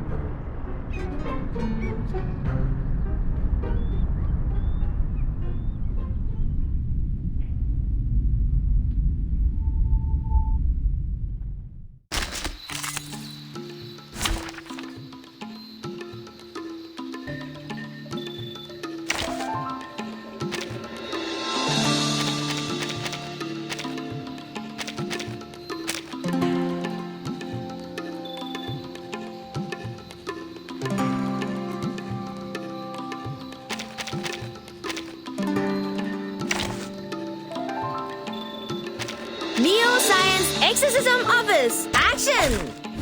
Wow. So many things that I haven't seen.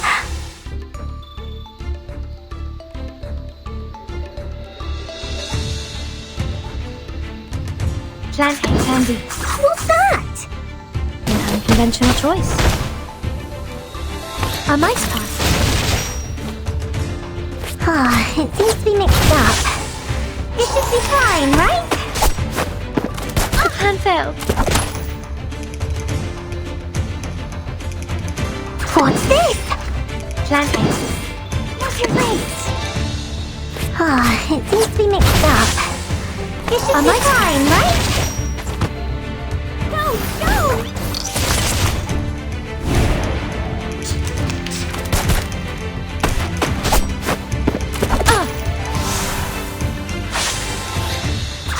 What's this?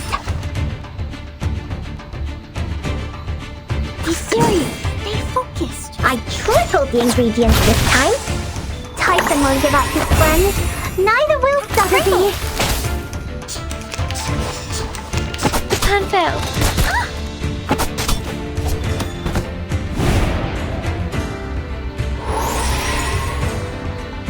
The show's on, hounds. What's your race?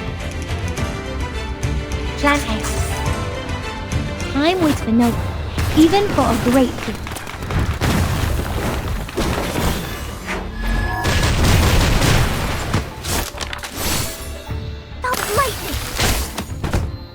A mice pass.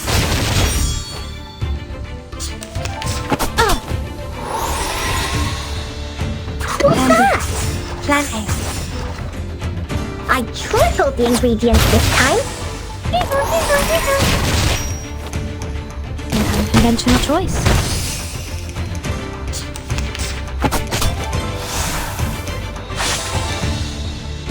I know what this first. This is the gift, well prepared for you. Come on, stand up. There's one around.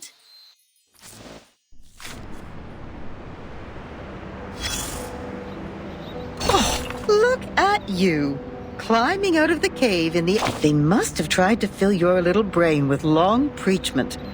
But you should feel lucky, because at least they didn't give you a quiz right after that. Oh, how modest you are. Looks like you didn't spend all your student days catching tree frogs. Try to reach the corners of your mind, if you would. And there you will find another bunch of people standing in front of a stone table. Yes, those people in gowns. White gowns with gray diamond patterns. One of them was standing on the stairs, gathering all the little vacant eyes to his side. What was he called? Give me a second. Teacher, instructor, tutor, the educator. Just titles like that, no names at all. No one gets to write down their names on that banner, after all. But they have nothing to complain about. You know what they say? What is reasonable is real. That which is real is reasonable. They showed you a broad avenue in their teachings where you could enjoy a sense of security with all the solid ground, convenient automobiles, and warm sunshine. And at the end of the avenue even lies an inspiring mission, to which you are expected to devote your whole life. There is a distinction between good and bad here, and it's as clear as our innate sense of right and wrong, like a floor of black and white tiles. Any stains on it will be noticed immediately. But in fact, there exists another path in the woods. It's much less traveled, leading to the unknown darkness which cannot be seen with eyes or proved false. You may even experience indescribable chaos and madness there.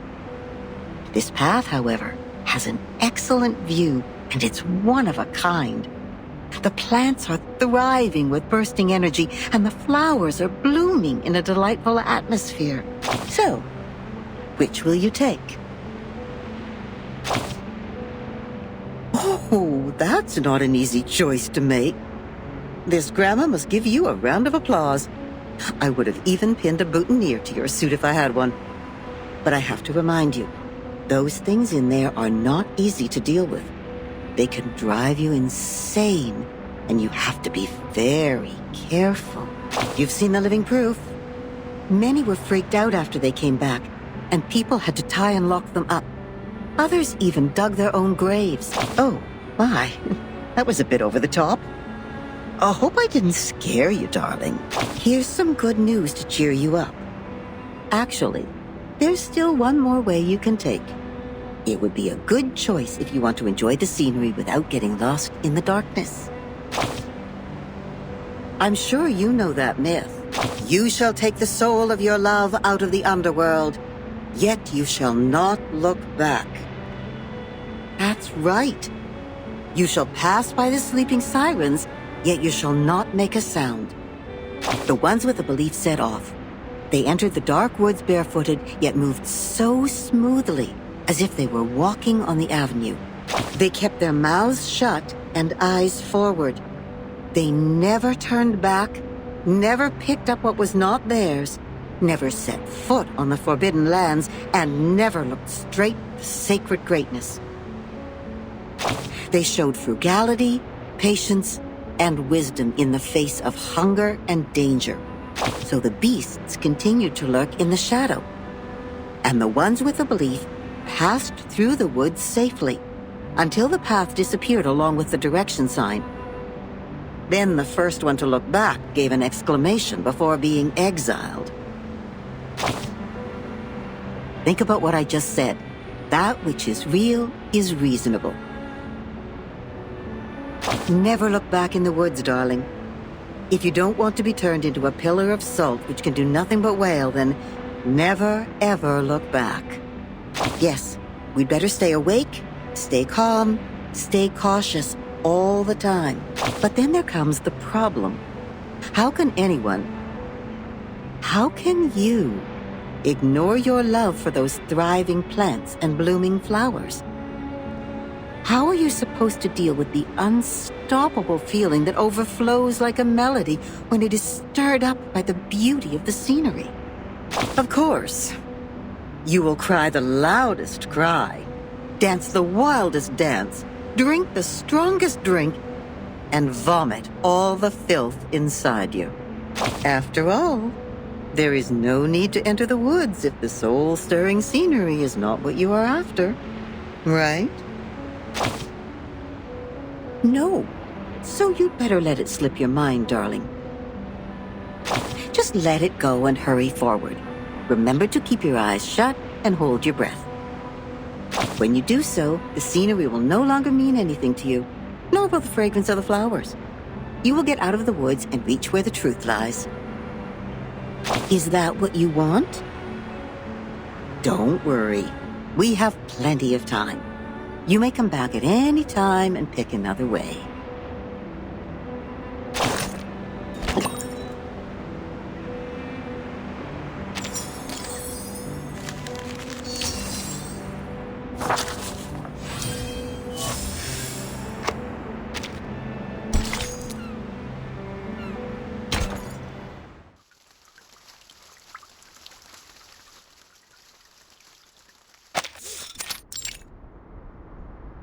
Congratulations, Miss Sonetto. You are the fastest learner of our doctrine among all the visitors in the past half-century. On behalf of all orators, I award you this laurel wreath. No, I wouldn't have achieved this without your guidance. Those mathematics statements are really inspiring. I've learned a lot.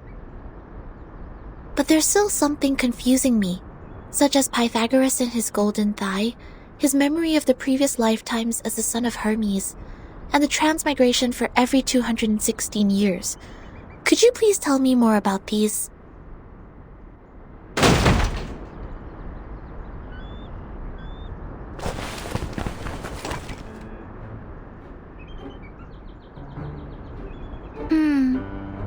Why would people fail to see the charm of the matrices? This is not right. I need to spend more time on teaching. Anyone, save us! Thus my journey of art is doomed to fail. I really don't want to study maths anymore. Help.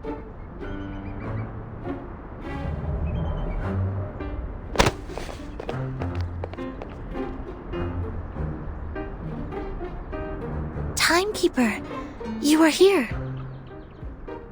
I heard that you completed all the lessons on the scripture. This laurel wreath suits you well.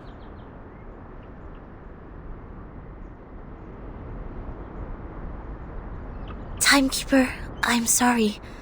At the assembly, I failed to understand the arcanist's logic. It was totally different to the debates I have participated in. But now I have... That was not your fault, Sonetto. It is now behind us. I need to tell you something more important. I've signed a peace agreement with Arcana, and the price of breaking it is... death. What?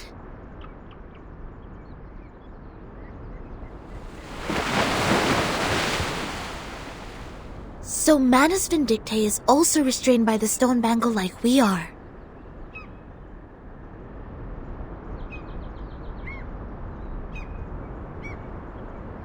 Yes, she put it on without hesitation. But I don't think her purpose would be as simple as hearkening the ancient wisdom.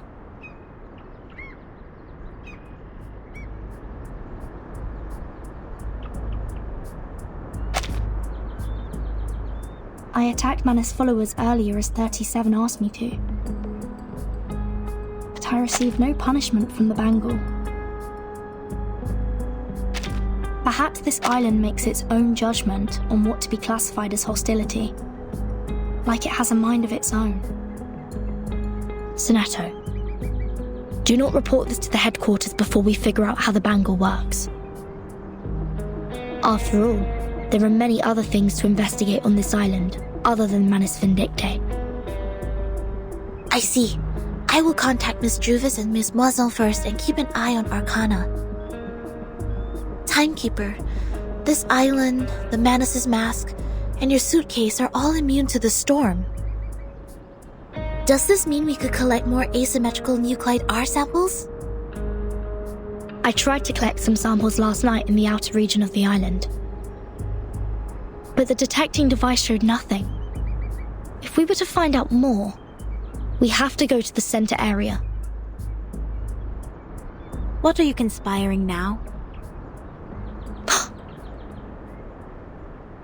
Do not poke the fire with swords, and do not jump over a crossbar. The assembly will not be held every time when there's a crime. Please take heed of my warning, and do not overstep the line. Learn a lesson from them.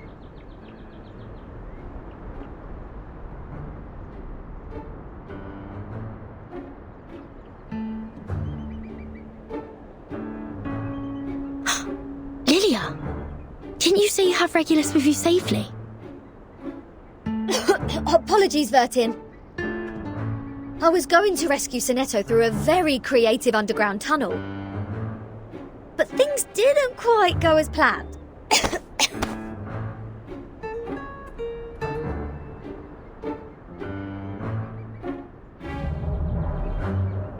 Not a bad innovation for a simple clap on the forehead.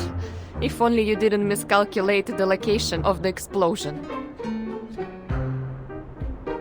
This apple is grateful that it didn't get blasted into a puddle of apple jam. Warning. Shell cleaning required. Warning. I don't know why, but when I was in that cave, ideas kept flooding into my head. Though, judging by the outcome, they weren't all good ideas.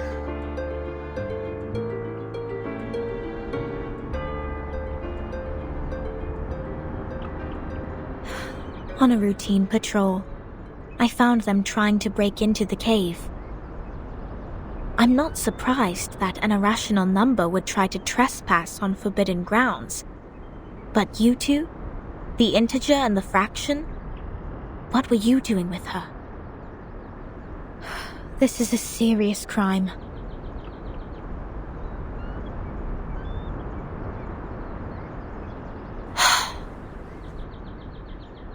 Do we have to go through this debate again? It's okay, Timekeeper. I will defend Regulus. I've thoroughly studied the scripture, and this time I'm sure I can do better. Forget it.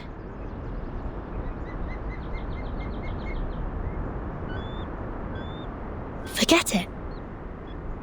It is unwise to waste time trying to understand an irrational number's motive.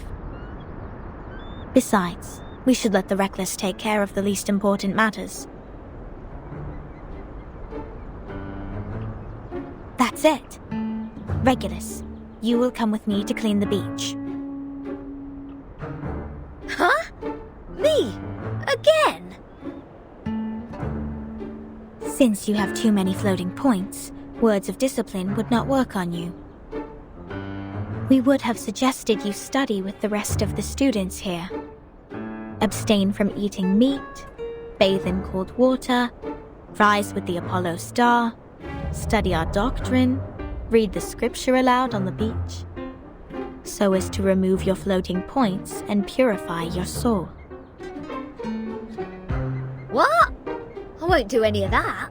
But taking your peculiar character into consideration, I decided that some compulsory labor would be the better option.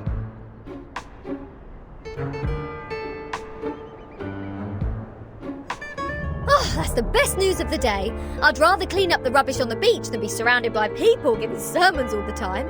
At least the rubbish doesn't talk gibberish. I'd be dead if you didn't change your mind. Regulus, studying the scripture is not that scary. They will teach you and guide you until you take full command. Just like taking lessons at school. Huh? Is that what schools are like? Haven't you been to a school, Regulus? Haha! A great pirate would not remember trivial matters as such. So, where were we? Which part of the beach needs to be taken care of by the great captain? My laboratory. Whoa! Where did you pop up from?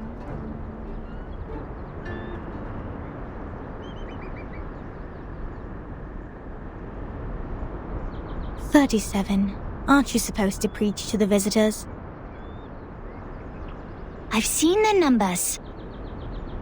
A group of negative repeating infinite decimals. They will achieve nothing but to repeatedly step in the river of mistakes. I gave up on them. Fine. Those of you who are complicit in breaking into the cave will also be sent to labor. Sonetto and Lilia will come with me to patrol. Regulus, you can go clean the lab. As for Verton, you will assist 37 with her study of the emanation. Don't waste more time on the trivial matters of the phenomenal world, integers. That was the sole reason you were on this island, was it not?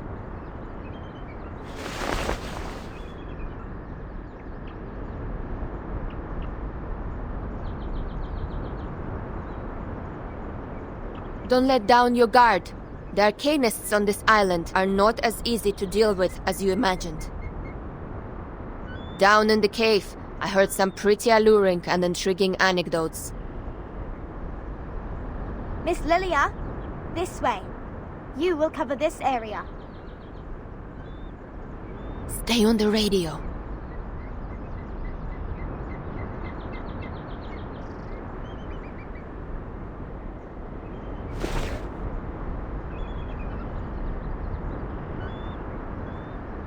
Don't worry, Timekeeper. Lilia and I will keep an eye on Manus Vindictae. We are counting on you, Sonetto. I have a feeling we are coming closer to a big secret.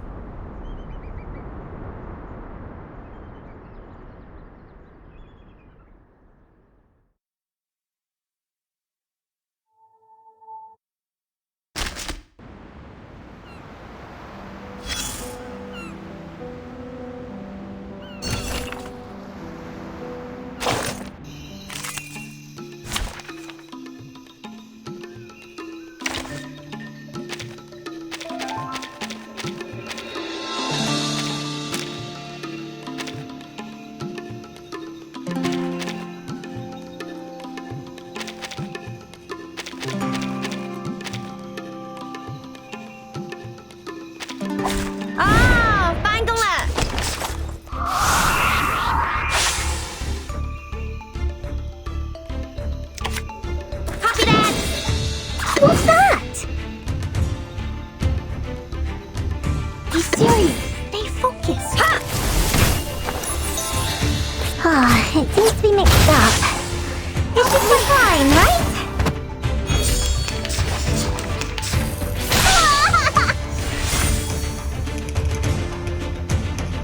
What's this? Easy there. What a race! I tripled the ingredients this time. Thunder Talisman Scientific Version.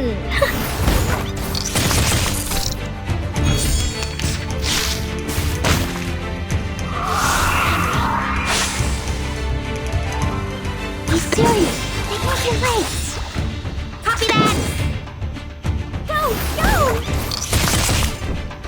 Cradle.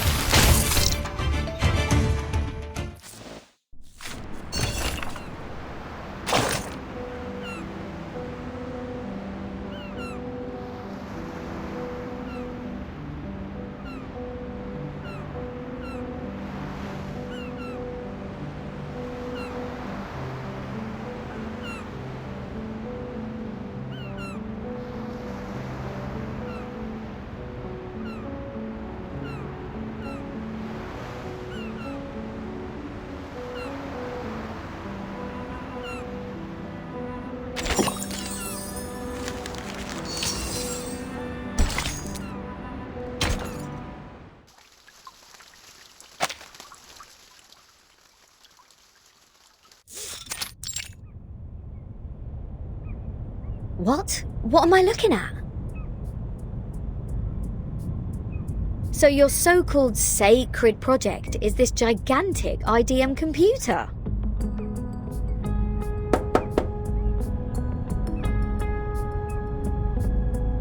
I was curious about them during my stay in Laplace. Those later versions of the model are so much better than the 66 ones. But this one doesn't seem that far advanced to those. This is not a junk piece the man has sold you, is it? Items of the phenomenal world are all a waste. This one is long broken. After the emanation, we couldn't find anyone to repair it. Why do you keep referring to the storm as the emanation? What does the emanation mean? It is the waves of Numa. We are the expellees of the world of forms. We were banished to this damp and dark cave. Everyone here is obsessed with the fake light on the wall, but forgets to look for the truth. Numa, however, will lead us to escape the cave and return to a more supreme realm. Eh? You make it sound like we're living in piles of rubbish. Aren't we? Of course not. If you ask me, I'd say you have absolutely no idea how wonderful the outside world is, because you have never left here to try it yourself. Dr. Pepper, the music festivals, Rory Storm, the Hollies, and the Rolling Stones. Oh, there are too many to count. If it weren't for this sick storm, I would still be riding a motorcycle in one of those races in London. Your soul must be pretty contaminated.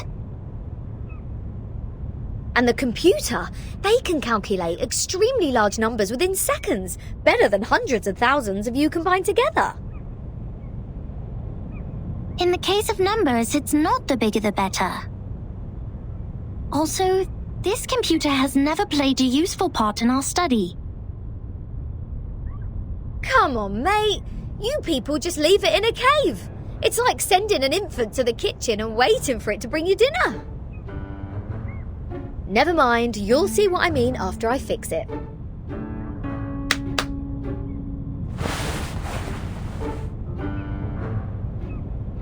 Can you fix an IDM, Regulus? No, but I've seen the Laplace people do it. Shouldn't be too difficult, I assume. Oh, the dust! When was the last time you sent people down here to clean?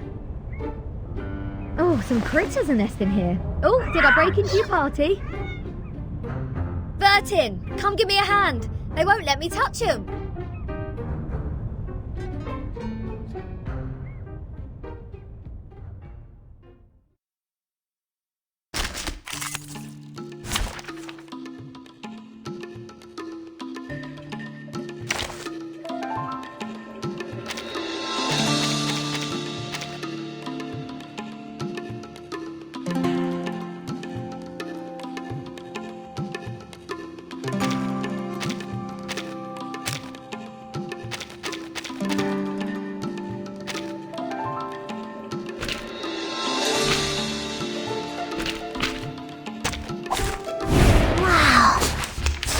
Things I haven't seen.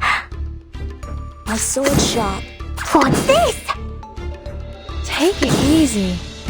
So long lives this, and this gives power to thee. It seems to be mixed up.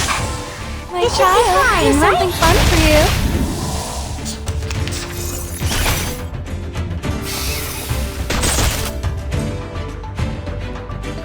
What's that?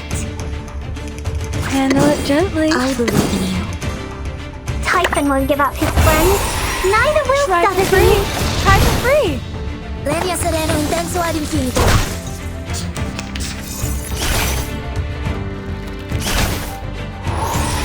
My sword sharp. I believe in you. My sword sharp. What's this? I believe in you. I know the moon, and this is an alien city. It seems to be mixed up. This should be fine, right?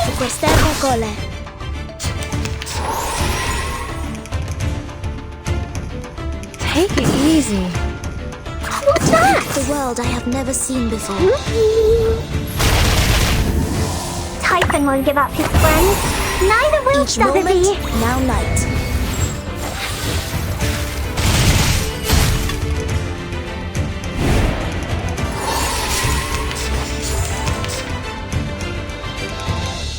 I believe in you. I know what this Handle it is. gently. I know the moon, and this is an alien city. This is the gift. Well prepared for you. A little bit hot here.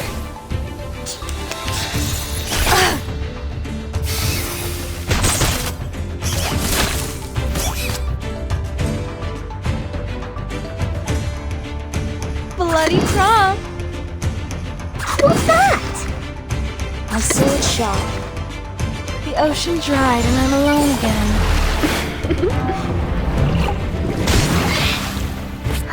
It seems to be mixed up. I It should know be the moon, fine, right? and this is an alien city.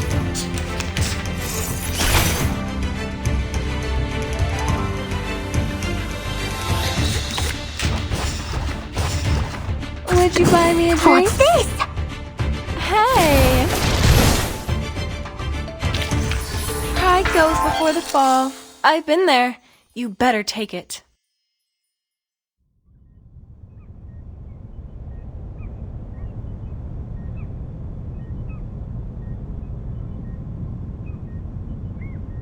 You fixed it. It's great to have you clean the laboratory, Regulus. Your floating point immediately reduced. Oh, is that a compliment? Sounds like one to me. Thank you. It's a wordplay, Captain. Infinity minus any numbers still equals to infinity. Oh, fine. I should have given up the idea of changing your eccentric sorting system a long time ago. What's the meaning of humans inventing computers if these machines were only left here for some critters to nest in? Thanks to you, now we can have a look at the previous models, Regulus. But it's a pity since it only has the data before 2003. Everything in the past 4 years has gone missing.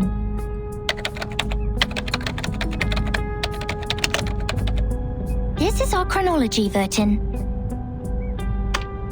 From 1999 to 2007, the emanation has taken place 7 times. In the initial 4 years, the emanation has a pattern. First, it brought us back to the 90s, then the 80s, and then the 70s. After that, it suddenly leaped to the 30s. In the subsequent 3 years, it took place twice. Every record here can perfectly match what is in the Foundation's files. Wait, These are the records before 2003, you say? But this one refers to the storm in 1966, which happened recently. These are indeed the records before 2003. What's following the records is our forecast. That's to say, you prophesied the 1966 storm 4 years prior to its occurrence. How is this possible? That you are clever enough to develop such a precise mathematical model, while at the same time you just let the IDM become the home of these critters. We just worked out the patterns in the number sequences. You made such precise prediction even without leaving the island. That's incredible. You don't need to go into a river to find out the pattern of its flow. Moreover, we would send people to observe in the phenomenal world. My mother was one of them. She is the co-author of this model. Nobody knows this computer better than her. So you have a mother too?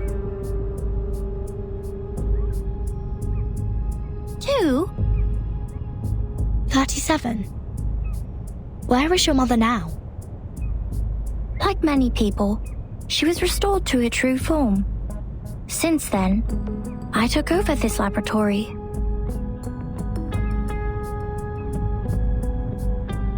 The form, you said? 37? What is it? What kind of question is this? The form, or the essence, is what's left of you after all the fakeness has been peeled off.